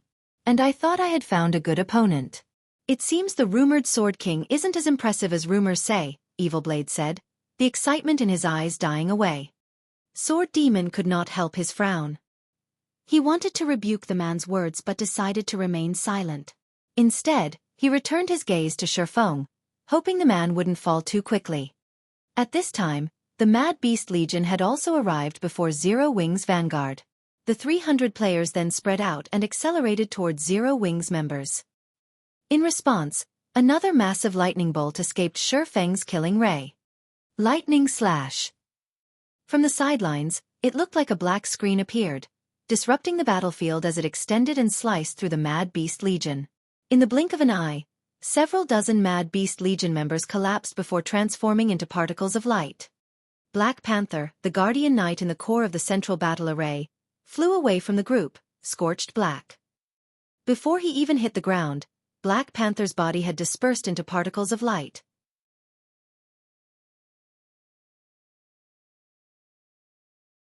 Chapter 22-27. Overwhelming the battle arrays. Not even domain realm experts would take a 100-man battle array lightly, but as the blue lightning bolt passed through the central array, even the charging Mad Beast Legion members were stunned when they noticed Black Panther's disappearing corpse. How was that possible? Even Sword Demon and the others watching from a distance were flabbergasted. Although Black Panther was a member of the Mad Beast Legion, they knew how strong the Guardian Knight was. Not only did Black Panther wear a full set of level 75 top-tier equipment, but he also carried an epic shield and a piece of epic equipment. Normally, he had no trouble tanking a Grand Lord of the same level by himself. With the boons from the battle array, Black Panther could even rival a Tier 3 player's physique and basic attributes. Not even domain realm experts could contend with Black Panther when he had the battle array's boons. A domain realm expert might be able to predict the Guardian Knight's movements, but Black Panther could still overwhelm them with his extraordinary reaction speed and attack speed. In the end, the domain realm experts that had sparred with Black Panther had only received a beating for their efforts. If the domain realm experts weren't careful, they could die in an instant. Yet now, Xueqi had instant-killed Black Panther. However, Xueqi's damage wasn't what astonished Sword Demon and the others the most. If the skill Xueqi had used was a powerful taboo skill, Black Panther's death wouldn't be that strange. What really surprised Sword Demon was how fast Xueqi had taken action. Xueqi could execute his attacks so quickly that not even Black Panther, who had the physique of a Tier 3 player, had reacted in time. How did he attack so quickly? Sword Demon watched Xueqi in confusion. Xueqi was just a Tier 2 player. Even if his basic attributes were incredibly high, he shouldn't be able to launch an attack that not even Black Panther could block. Of course, Sword Demon and his companions didn't know that Xueqi had already reached level 90. Not only was he more than 10 levels higher than Starlink's members, but most of his weapons and equipment were epic or fragmented legendary rank, as well, and they could all level with their owner. Furthermore, Xueqi possessed a bloodline and the strengthened killing ray. His basic attributes were even higher than those of a level 80, Tier 3 player, and his physique wasn't, in any way, inferior to a Tier 3 player's. All he was missing was the ability to use Tier 3 skills. Black Panther might be able to face a Tier 3 player, but that was limited to a player of the same level. Moreover, Black Panther had only reached the Void Realm and had no progress in the Realms of Truth. On the other hand, Xueqi had reached the Domain Realm and Ascension Realm. Most importantly, Lightning Slash was an insanely fast attack and could easily reach across several dozen yards. It wasn't that unusual that Black Panther had failed to cope with the attack. Although Xueqi's counterattack had been shocking, Startled Wind, who commanded the Mad Beast Legion from the rear line, continued to bark orders. "Everyone, surround him. He can't use that kind of skill multiple times." Startled Wind shouted. He had wanted to rely on the battle array to overwhelm Zero Wing's forces, but the strength Xueqi had displayed thus far made it clear that a single peak expert like Black Panther wouldn't be enough to take him down. In that case, they needed to gang up on him. After all was said and done, there was a limit to an individual's strength. Fortunately, the Mad Beast Legion members shared their senses when under the battle array's effects. Ordinary experts were no match for their coordination in this state. The scattered Mad Beast Legion members immediately reconcentrated their strength. They gave up on any hope of individual battles. This was where battle arrays shined the brightest. Normally, not even 100 Tier 2 experts would be a match for a single Tier 3 expert, but if these Tier 2 experts perfectly coordinated their attacks and focused their strength on a single location, they could even render Tier 3 experts powerless. As the rain of ranged attacks pinned down Xueqi, Ink Rain and Brilliant Python, who led the other two battle array teams, joined the assault. Brilliant Python was a berserker, so he took the lead in the two-man charge. When he swung his great sword, even space itself began to crack. Moreover, every one of his attacks moved like a vicious snake that struck at Xueqi's weak spots. Brilliant Python neglected his defense, focusing on his assault and fully intent on trading Xueqi blow for blow. As for Ink Rain, the female assassin executed the combat technique 9 Phantom Steps, manifesting 9 copies of herself. She surrounded Xueqi and patiently waited for an opportunity to land the final blow. This forced Xueqi to focus on his defense, and as a result, he continued to shove Brilliant Python back 2 or 3 steps, not giving the berserker the chance to land a direct hit. Although Xueqi wanted nothing more than to follow up with a fatal strike, Ink Rain and the Mad Beast Legion's ranged forces interrupted him before he had the chance. Whenever Xueqi tried to target the ranged players, Brilliant Python and Ink Rain did everything they could to stop him, giving the ranged players the time they needed to pull back. Although the two team leaders were no match for Xueqi's basic attributes, he couldn't kill either of them without using a powerful skill. Both had the support of more than a dozen healers. For a time, the two sides were locked in a stalemate. Although Xueqi successfully suppressed the Mad Beast Legion by himself, he wasn't dealing any permanent damage. Regardless, the watching crowd was shocked by Xueqi's prowess, especially Starlink's members. They hadn't dreamed that Xueqi would be so powerful. Despite facing an all-out assault from 2 battle array teams, he stood his ground. Even the weakest player on these battle array teams was a refinement realm expert, yet despite the boons from the battle arrays, Xueqi single-handedly contended with 200 of these experts. He was simply inhuman. Amazing! To think one player can wield such immense combat power. It's no wonder why you were spouting such nonsense earlier, but no matter how powerful you are, Black Flame, you're still only one man, Xingluo said as he watched Xueqi. The situation even surprised him. The combat power Xueqi displayed was truly frightening. Startled Wind and Evil Blade nodded in agreement. In such a high-speed battle where one did not even have the time to breathe, their stamina consumption would be extremely high. If Xueqi continued fighting at this pace, he would soon deplete his stamina, even if he still had HP remaining.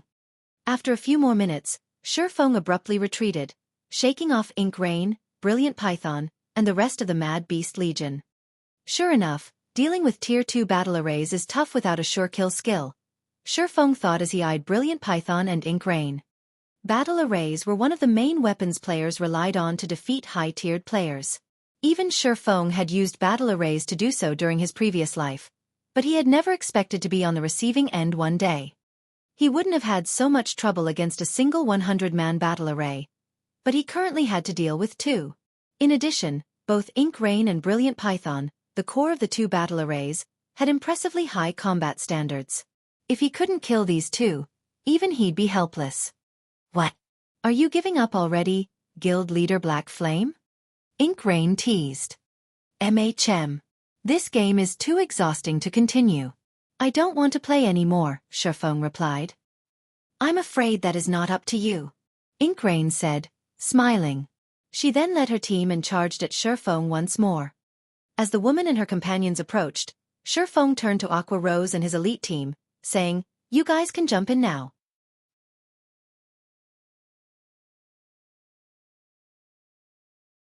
Nine Phantoms. One kill was Ink Rain's greatest trump card. They had wanted her to reserve this move for a domain realm expert, but now that she had used it, word would spread. Forget it. Just let her be. She might be able to take that final step after exacting her revenge, Startled Wind said, chuckling. Ink Rain was a prodigy he had set his sights on, and he had been surprised to learn that Fire Dance had actually defeated the young woman. Chapter 22-29. Group Fight. The spectating crowd felt stifled by Zero Wing's unstoppable performance. Zero Wing is actually this strong. The players watching this battle from within the Divine Colosseum weren't ordinary experts. Some were even superpowers upper echelons. They had all seen the strength of the Mad Beast Legion's battle arrays. The boons the arrays provided were undeniably massive, yet despite such power, the Mad Beast Legion was no match for Zero Wing's 300-player vanguard. It was unbelievable. Fire Dance's and Gentle Snow's performances were especially stunning. Based on the combat power Ink Rain and Brilliant Python had displayed, the crowd knew they were peak experts. Even in a super guild, they'd be top-ranked players. With the boots from the battle array, even domain realm experts would have to avoid a fight with those two. But neither Ink Rain nor Brilliant Python was a match for Fire Dance and Gentle Snow. The spectators simply couldn't understand how Zero Wing had gained two such powerful experts. Even Delicate Blood, who sat in the stands, was surprised as she watched the women. How are their attributes so high? Delicate Blood had a better understanding of what was happening on the battlefield than many of the experts around her. Although the two women's moves seemed special, as if they used a combat technique with every swing of their weapons, Delicate Blood could tell that they had only reached the flowing water realm. While incorporating combat techniques into every attack would increase their combat power, basic combat techniques could only offer a small boost. Furthermore, basic combat techniques didn't pose much of a threat to experts like Ink Rain and Brilliant Python. The real reason that Ink Rain and Brilliant Python were so miserable right now was because of how much higher Fire Dance's and Gentle Snow's basic attributes were. However, the two team leaders served as the cores for their respective battle arrays, and the attribute boots they had received was no trivial matter. Moreover, they should be wearing multiple pieces of epic equipment as peak experts, yet for some reason, they were no match for Fire Dance and Gentle Snow. In contrast, Unyielding Heart brimmed with joy. His eyes were practically glowing as he watched Fire Dance and Gentle Snow. He didn't know how the two women had amassed such high basic attributes either, but with their strength, there was no doubt that Zero Wing's vanguard could suppress the Mad Beast Legion. In fact, it was only a matter of time before the vanguard annihilated the 300 Mad Beast Legion members. The 300 Mad Beast Legion members were refinement realm experts, and if Zero Wing's peak combatants could suppress these players, it would prove that Zero Wing had its own peak legion that could rival the various superpowers. Combined with Unyielding Soul's peak combatants, not even Starlink would find the two guilds an easy opponent to deal with. Meanwhile, on the battlefield, the fights continued for a short time as the Mad Beast Legion rapidly lost members. Guild Leader, I'm afraid that the Mad Beast Legion won't last much longer at this rate, Startled Wind reported as he watched one Legion member die after another. He didn't want to admit it, but Zero Wing was stronger than he had expected. The team Fire Dance and Gentle Snow led was more than capable of rivaling a superpower's main force. There was also Xueqi to take into account, and he was capable of suppressing two battle array teams by himself. All right, join the battle. But make sure that you end it quickly, Lu Xingluo said as he shot Xueqi a fierce look. Lu Xingluo wanted to hide as much of Starlink's strength as possible, but Xueqi had given him on choice but to reveal his cards. Startled Wind nodded sharply and left to gather Sword Demon, Evil Blade, and the guild's other domain realm experts. That was a total of 8 domain realm experts, and among them, Startled Wind and Evil Blade were powerful enough to have shaken the Western continent in God's domain. Moreover, all 8 experts radiated strange auras. A crimson mark also graced their foreheads, and their eyes were completely black. Not one of them looked like an ordinary human. Demon God transformation. So, that's what Starlink has been hiding? Delicate Blood was stunned as she watched Starlink's 8 domain realm experts. Most superpowers were likely still unfamiliar with the term Demon God transformation. Only an extremely small number of players knew about what it was right now. The Demon God transformation was one of the few ways players could increase their life ratings, but trying to perform the act was extremely difficult. Not only did it require a ton of super rare materials, but the players undergoing the transformation also had to find the legacy entrance and clear the Demon God's trial. The materials alone were an intense challenge to procure. Any superpower would struggle to secure a single set, yet Starlink had collected at least 8. Startled Wind and his companions had reached Fire Dance and Gentle Snow before Delicate Blood could even react. Although Startled Wind and the others' basic attributes and physiques weren't quite as powerful as Ink Rain and Brilliant Pythons, their combat standards were leagues above. Among the 8, Startled Wind and Evil Blade's basic attributes and physiques could rival Ink Rain and Brilliant Pythons, and as a result, they led the charge. Relying on their superior combat standards, Startled Wind and Evil Blade deflected all of Fire Dance and Gentle Snow's attacks. They responded with their own advanced combat techniques, targeting the women's weak points. At the same time, Cloudy Mountain, Sword Demon, and the Domain Realm experts coordinated their attacks with Startled Wind and Evil Blades. After just a few exchanges, Fire Dance and Gentle Snow had taken several hits. They had no choice but to use their skills and focus on defense. It seems that this fight ends here. Although Zero Wings experts have higher basic attributes, it still lacks capable manpower. Delicate Blood could not help but sigh as she watched Starlink's experts push back Fire Dance and Gentle Snow. At the end of the day, Zero Wings' foundations weren't solid enough. Fire Dance and Gentle Snow might be very strong, but God's Domain was not a single-player game. Starlink's foundations were far too sturdy. It had 8 domain realm experts that had undergone the Demon God transformation, and with that kind of strength, Starlink could decimate any ordinary superpower.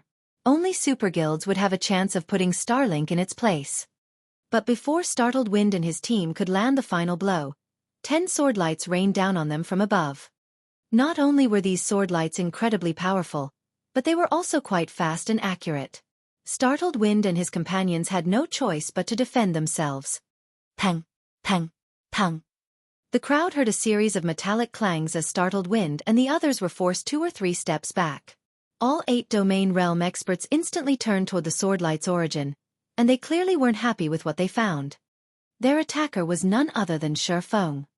Shifeng's attacks were even heavier than Gentle Snow's. If any of them had to face the 10 sword lights alone, they'd likely take immense damage.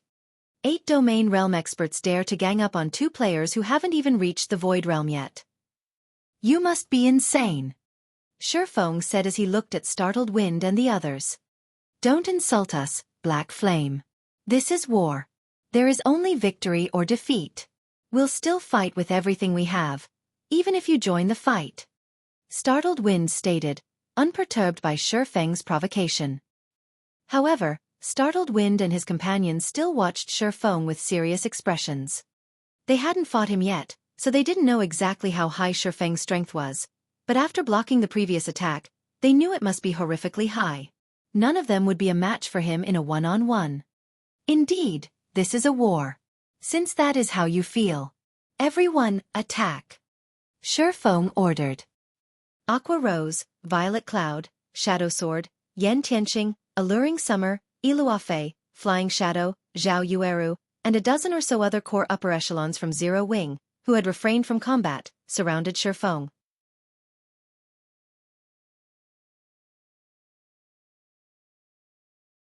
Chapter 2230. Violent Suppression. When Aqua Rose and the others stepped forward, they unleashed the auras they had kept contained. Although each of their auras was not as powerful as Fire Dance and Gentle Snow's, the combined pressure easily surpassed their 2 comrades. Startled Wind and his team were stunned. Aqua Rose and the others hadn't seriously joined the battle yet, so Fire Dance and Gentle Snow's brilliance had easily overshadowed their performances. As a result, Startled Wind and his companions hadn't been able to get a clear estimation of their strength. However, as Aqua Rose's group revealed their true selves, Startled Wind and Starlink's other domain realm experts recognized how powerful these players were. Are you kidding me? How can a guild like Zero Wing have so many experts with such incredible attributes? Aqua Rose and her comrades no longer felt like current players. The weakest among them likely had basic attributes that could even rival Ink Rain and Brilliant Python. Aqua Rose, Violet Cloud, Cola, and Zhao Yueru were only slightly weaker than Fire Dance and Gentle Snow. When the Mad Beast Legion members felt this combined aura, they couldn't help their instinct to retreat. None of them dared to approach Aqua Rose's group. Only the Legion's peak experts withstood the powerful aura, although they were still afraid. The Mad Beast Legion felt as if they stood before over 20 great lords. How could they possibly face such a powerful force? Have they already reached Tier 3? Brilliant Python muttered in shock. Brilliant Python was his battle array's core, and the boost was even great enough that he could contend with a Tier 3 player of the same level. Yet Aqua Rose and the others' auras were no weaker than his own. He couldn't think of any possibility other than the fact that they must have reached Tier 3. No, that's not possible. Players can't take the Tier 3 promotion quest until they've reached level 100. No matter how incredible their leveling speed is, it's not possible to reach level 100 at this stage of the game. Even if they have reached that level, they'd still have to complete their promotion quests. They can't even challenge the quest until they've met the minimum equipment standards, not to mention complete it, Ink Rain said, shaking her head. Ink Rain refused to believe that Aqua Rose and the others had reached Tier 3 already. Just from their life ratings, she could tell they hadn't. There was, after all, a significant difference between a Tier 2 player's life rating and that of a Tier 3 player. Ink Rain didn't feel the pressure that would result from such a difference in life ratings. However, even if Aqua Rose and the others weren't Tier 3, they weren't any weaker than an actual Tier 3 player of the same level. Calm down, everyone. These people might have very high attributes, but their combat standards are subpar. Our refinement realm experts easily outnumber theirs by several times. Avoid direct fights.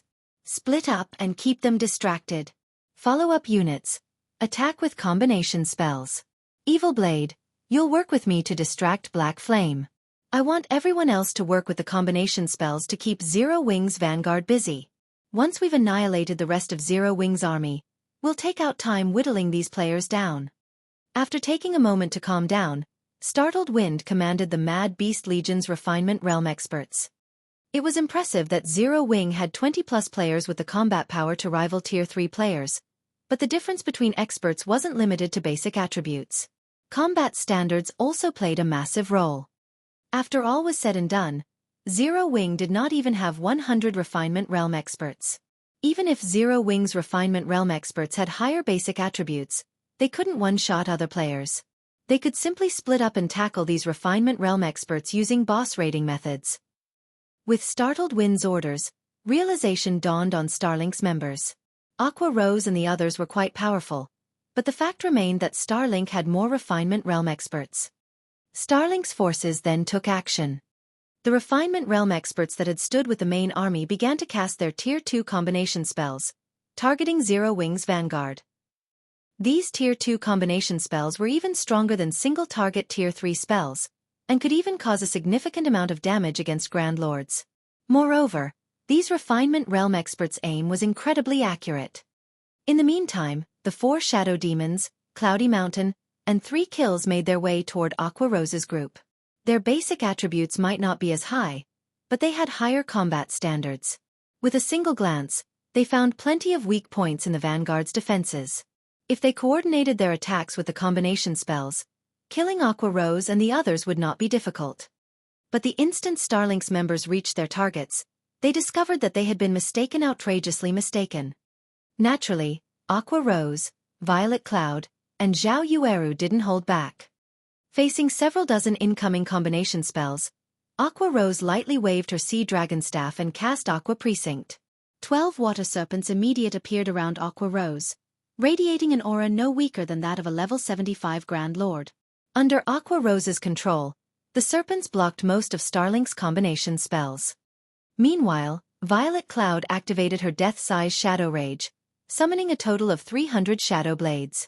Every Shadow Blade effortlessly struck down a combination spell, and in the end, Aqua Rose shattered the remaining incoming attacks in an instant. In the end, It took only an instant for Aqua Rose to shatter the remaining combination spells. Zhao Yueru took a more direct approach than her companions. Her Frost Flame's Wrath was already capable of upgrading her spells by 1 tier, so they were currently Tier 3 spells. With her extraordinary basic attributes and physique, she'd have no issues defeating an actual Tier 3 Great Mage, much less a bunch of Tier 2 magical class players. After casting the Tier 2 spell Flame Sanctions, over 30 crimson magic arrays appeared around Zhao Yueru. Each released a fiery spear, which was powerful enough on its own to warp the space around it. These spears were easily more powerful than Starlink's Tier 2 combination spells, and Zhao Yueru used them to bombard the Mad Beast Legion members. The Mad Beast Legion members responded in time and blocked the incoming spears, but they still stumbled back 7 or 8 steps, their arms trembling from the impact and their HPs plummeting. Zhao Yueru's attacks made her just as powerful as a humanoid defense turret. As long as magical class players had enough time to cast their spells, they'd wreak even more havoc on an open battlefield than their melee counterparts. A magical class player with a special legacy and a fragmented legendary weapon would be no more than a natural disaster. Although the 4 shadow demons and their companions wanted to stop the 3 women, Kola, Shadow Sword, Alluring Summer, Iluafei, Flying Shadow, and Yen Tianqing halted their advance. Despite having higher combat standards, the 4 shadow demons party struggled against Kola's due to the huge level gaps. Yen Tianqing in particular could suppress Sword Demon on his own. Meanwhile, Iluafei kept 3 kills, who was only second to Sword Demon's strength, busy. Fire Dance and Gentle Snow continued to push back Ink Rain and Brilliant Python, who fared far worse than Sword Demon and 3 kills. Elsewhere on the battlefield, the more startled Wind and Evil Blade fought Shifeng, the more afraid they became of the swordsman's prowess. Not only could Shifeng incorporate a combat technique in every move, but he also used his horrifying speed and strength to increase the lethality of his attacks. The 2 domain realm experts couldn't get close to him, forced to dodge or use skills to defend themselves. Even so, their HPs continued to decrease. If not for the rear-line healer support, they would have likely died already. However, even though Zero Wing had the advantage, Starlink simply had too many Refinement Realm experts. Although Zero Wing's Refinement Realm experts could face 5 opponents by themselves, it wasn't enough to compensate for Starlink's numerical advantage. Unfortunately, most of Zero Wing's Refinement Realm experts weren't quite that strong. After several minutes, Zero Wing's Vanguard had lost over 100 players, including over a dozen Refinement Realm experts. In contrast, Starlink had only lost around 300 players. As both guilds' main armies clashed, Zero Wing's losses were more severe. It wasn't just because of the quality difference between their experts, but the defensive barriers that protected Starlink's members. Black Flame, Zero Wing's story ends here. If it were merely a 1,000-man battle, you might have had a chance of victory. Unfortunately, this is a 10,000 versus 10,000 battle. You alone aren't enough to influence the outcome. Startled Wind snarled, breathing a sigh of relief once he saw that this battle's outcome was assured. Zero Wing had already suffered more than 2,000 casualties on the main battlefield, while Starlink had only sustained around 500. As long as they could hold out until Zero Wing's main army fell, the rest of Starlink's players could wear Shifeng and his companions down, even if Starlink's domain realm experts were annihilated. In such a high-speed battle, experts of their caliber were no trivial matter. Fighting at their peak consumed a lot of stamina and concentration, and executing one advanced combat technique after another would increase their consumption. Startled Wind only had around half of his stamina remaining, and with Shifeng facing 2 domain realm experts at the same time, he shouldn't fare any better. Startled Wind wasn't the only one to consider the issue. Everyone was aware of it. Aqua Rose and Zero Wing's other magical class experts had already blown through more than half of their mana. Even if Zero Wing's Vanguard team eliminated Starlink's 700-plus Refinement Realm experts before its main army fell, the surviving Vanguard members wouldn't be useful combat power. How exactly did Zero Wing plan to defeat Starlink's forces? You're not wrong. I can't turn the tide of this battle by myself, but what happens if I'm not alone? Shifeng asked, flashing a grin at Startled Wind and Evil Blade. Shifeng's question made them realize something, and they stared at him with grim expressions. The moment Shifeng finished his question, he activated Twilight's Shadow and Twilight of the Gods. The swordsman then split into 8 identical clones, each looking straight at Startled Wind and Evil Blade. Crap! Many of the watching players gasped when they saw Xueqi split into 8 copies of himself. Some even cursed aloud in surprise. Startled Wind and his comrades, who shared a battlefield with Xueqi, felt as if someone had dumped a bucket of cold water over their heads.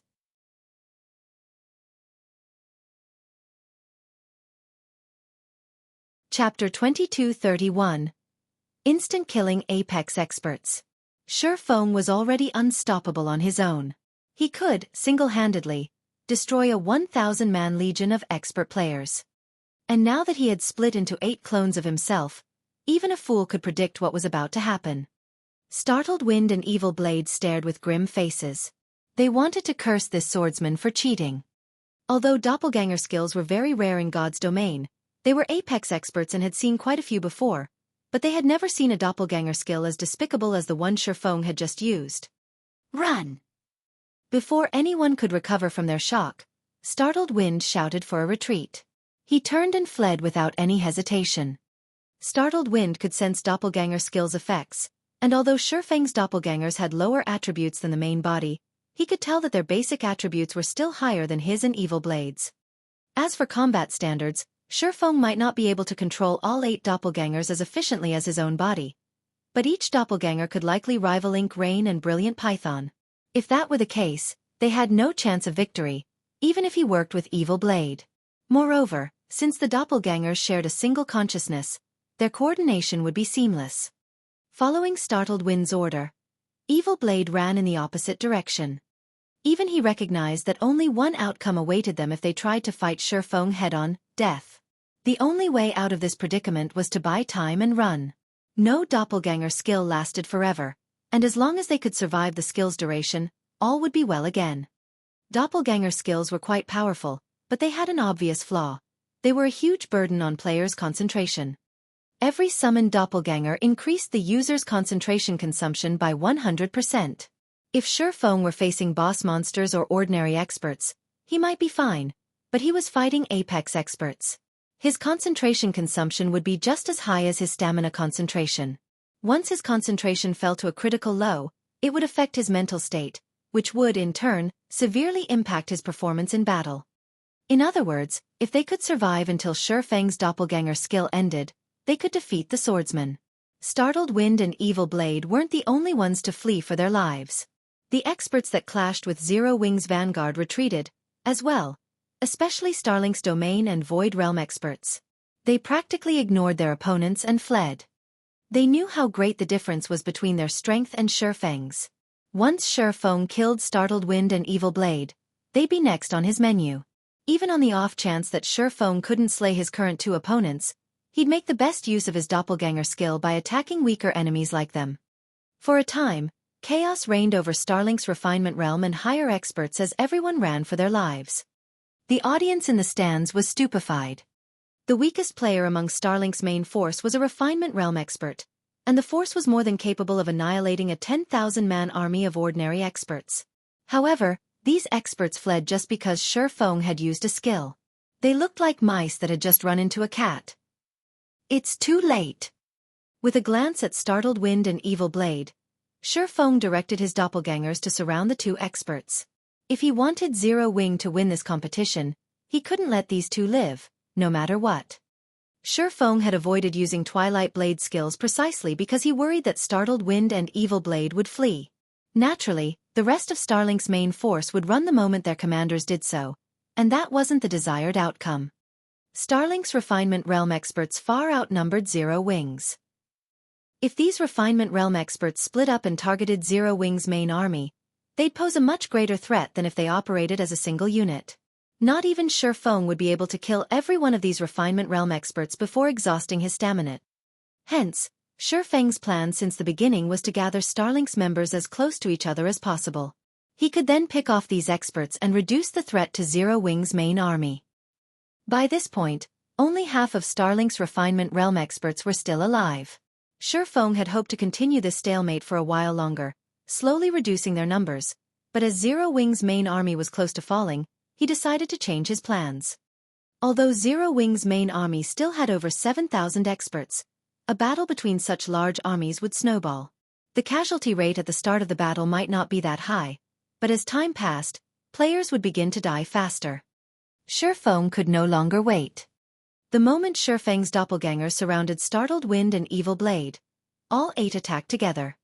Xueqi held a massive advantage over the duo when it came to basic attributes. Hence, even though each doppelganger only possessed 85% of Xueqi's basic attributes, they were still far superior to Startled Wind and Evil Blade when it came to speed. Moreover, ever since Xueqi started using the life potion, his brain capacity had been continuously improving. After including the casting goldstones effects, Xueqi was now capable of getting 2 of his doppelgangers to exhibit combat standards close to the domain realm. Not only did these 2 Apex experts have to face a domain realm expert with higher basic attributes, but they also had to face 7 other experts that could rival Ink Rain. In the first exchange, Startled Wind and Evil Blade each suffered at least 3 direct hits, instantly losing more than 50% of their HPs. Damn it! The outcome both shocked and enraged Startled Wind. He stopped holding back and desperately executed every advanced body technique and life-saving skill he had. Evil Blade bellowed with fury as he summoned his own doppelganger to assist him in this fight, but his doppelganger was significantly inferior to Xueqi's, only possessing 70% of his total attributes. At most, Evil Blade's doppelganger could act as a meat shield, taking hits. It wouldn't be able to exhibit any significant combat power against Xueqi. Meanwhile, Starlink's rear-line healers frantically cast healing spells on the 2 Apex experts. Some even used their trump cards to keep Startled Wind and Evil Blade alive. This allowed the 2 Apex experts to fight and run without worrying about dying. But even after crossing over 50 yards, Startled Wind and Evil Blade couldn't shake off Xueqi. Not even Refinement Realm experts could keep up with the fight, and the 3 Apex experts consumed stamina and concentration at an alarming rate. Die! Xueqi held nothing back, either, as all 8 of his doppelganger executed Sword's transmigration simultaneously. The technique pushed aside every attempt Startled Wind and Evil Blade made to defend themselves, creating the opening necessary for the remaining attacks to strike. 1 hit. 2 hits. 3 hits. In the blink of an eye, Startled Wind and Evil Blade had each gained an additional dozen or so wounds. Before the rear-line healers could do anything about it, both Apex experts' HPs hit 0, and their bodies fell to the ground, lifeless. Every player watching the fight gasped when Startled Wind and Evil Blade died. Even Melancholy, who watched from a second-floor VIP room, was shocked. Both Startled Wind and Evil Blade stood at the apex of God's domain. Just trying to kill one of them would give the various superpowers massive headaches. Yet Xueqi had killed both in the same moment. While it was easy to repel experts of such caliber in God's domain, killing them was dozens of times more difficult. If an Apex expert focused on escaping, even a slightly stronger expert would find it challenging to stop them. Furthermore, both Startled Wind and Evil Blade had the support of multiple healers, yet neither had survived Xueqi's onslaught.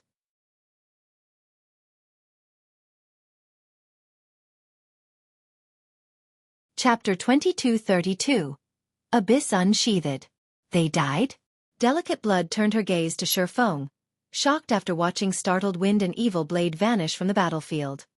Startled Wind and Evil Blade's strength was top-notch, even among God's domain's apex experts. On their own, they could even survive a fight against 3 or 4 domain realm experts. Yet Xueqi had slain both of them by himself. However, Xueqi had actually succeeded in killing both of them all by himself. Xueqi's strength was simply horrifying.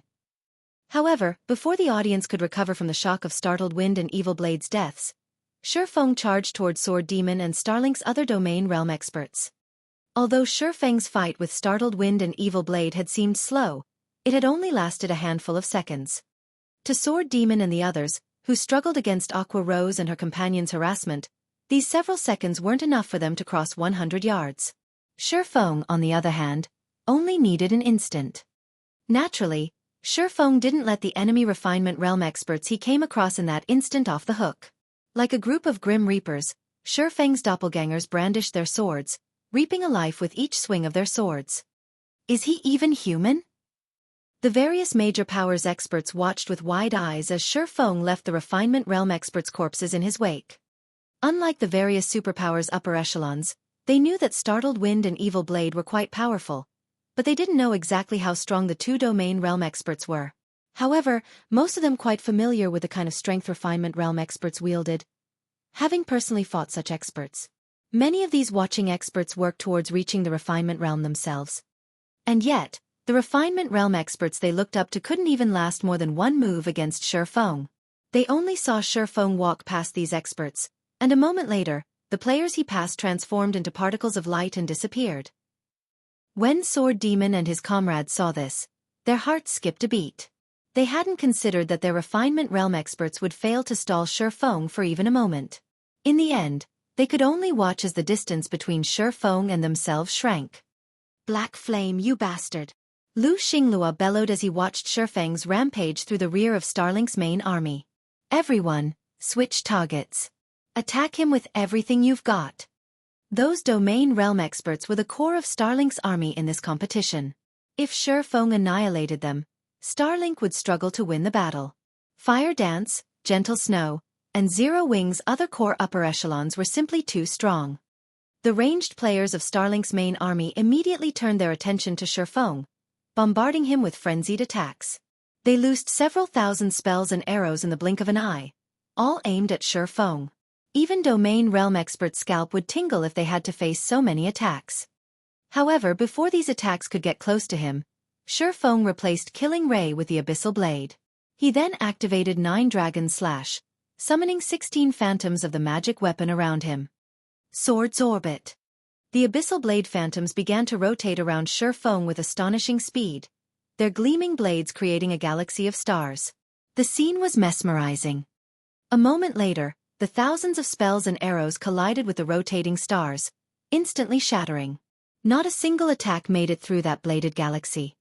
Despite taking the time to execute Sword's Orbit, Xueqi's pace didn't slow as he continued to approach Sword Demon and the other domain realm experts. Crap! What kind of skill is he using? Is that an invulnerability skill? No, it's not an invulnerability skill. In fact, it was a common occurrence in God's domain. There were so many skills, spells, and tools available in God's domain, and with a powerful enough tool, players could wipe out armies of tens of thousands of players by themselves. However, they had never seen a player effortlessly walk through thousands of attacks by relying on a combat technique. Some of those attacks had been as powerful as Tier 3 attacks, and every one of them had originated from an expert. They had all been incredibly accurate. Even peak experts would be reduced to a pincushion. However, none of these attacks could reach Xueqi. The galaxy of stars he had summoned struck every one of them down. Although the Abyssal Blade couldn't keep up with Xueqi's leveling, the magic weapon's incredible skills were still useful. 9 Dragon Slash, in particular, was a major help in group fights. The summoned phantoms were even more useful than the Abyssal Blade itself since attacks wouldn't affect them. When Xueqi used these phantom swords in conjunction with Sword's Orbit, the technique could be Xueqi's strongest defensive maneuver. Don't think that I'm so easy to kill. Sword Demon knew that escape wasn't possible as he watched Xueqi's rapid approach. He immediately used his strongest move against the swordsman. The twin swords in Sword Demon's grip began to release a dense, dark energy, and the atmosphere around him began to feel much heavier. It felt as if the space around him couldn't bear the existence of this dark energy. Following which, Sword Demon used Cross Slash, sending a pitch-black cross of dark energy flying toward Xueqi. This attack was Sword Demon's last hope for survival. As long as the galaxy of stars around Xueqi remained, Starlink's ranged players would be useless, but if Sword Demon could shatter that galaxy, Starlink could continue its assault against Zero Wing's guild leader. Xueqi would be forced to deal with the attacks, allowing Sword Demon to escape. Boom! A massive explosion rocked the battlefield the instant the Dark Cross collided with the galaxy of stars, creating a powerful storm that swept through the area. Black tears appeared as space began to unravel. However, when the dust cleared, what Sword Demon saw left him stupefied. His attack, which had the strength to rival mythic monsters' attacks, had done nothing to the defensive galaxy around Xueqi. He had done nothing more than push the swirling lights closer to the swordsman for a brief moment before they returned to their original positions. What power! If I hadn't reached the Ascension Realm during my fight with Startled Wind and Evil Blade, my sword's orbit would have broken. Xueqi flashed Sword Demon an amazed look. Players couldn't use berserk skills on this battlefield, so it was practically impossible for a Tier 2 player to display Tier 4 power. Not even Xueqi could do so. As a result, he had no choice but to combine his Abyssal Blade Phantom strength to deflect Sword Demon's attack. After that last attack, Sword Demon's aura had weakened substantially. Using this opportunity, Xueqi ganged up on Sword Demon with his doppelgangers. This domain realm expert was much easier to defeat than Startled Wind and Evil Blade. The instant Sword Demon ran out of life-saving skills, Xueqi killed him and moved on to his next target. The scene rendered the spectating crowd speechless. Despite several thousand attacks bombarding him, Xueqi had slain Sword Demon. His strength was absurd. When Xingluo watched another domain realm expert fall, he paled. Shortly after Sword Demon died, Wind Demon and Cloudy Mountain, the closest domain realm experts, fell under Xueqi's blades. Surprisingly, Gentle Snow and Yen Tianqing had successfully killed 3 kills, while Fire Dance and Iluofei ended Ink Rain. Because of this development, Starlink's morale plummeted. In less than 2 minutes after Xueqi had activated Twilight of the Gods, all of Starlink's domain realm experts had died. Furthermore, Starlink had less than 200 refinement realm experts remaining. Everyone could see that Zero Wing's main army had suffered over 6,000 casualties, yet it had secured a chance of emerging victorious. If Zero Wing's remaining members hid in the nearby forest, they could recover their stamina and concentration, turning the rest of this competition into a battle of attrition. What should we do next, guild leader? Should we use that move? A woman in a strange black robe asked from beside Xingluo. That is my final trump card. I will not use it here. Xingluo said, shaking his head. Viciously glaring at Xueqi, Xingluo continued, we're retreating. Xingluo then left the battlefield, as did the rest of Starlink's experts, one after another. In less than a minute, the battle ended, and a message appeared above the battlefield. Victor. Zero Wing.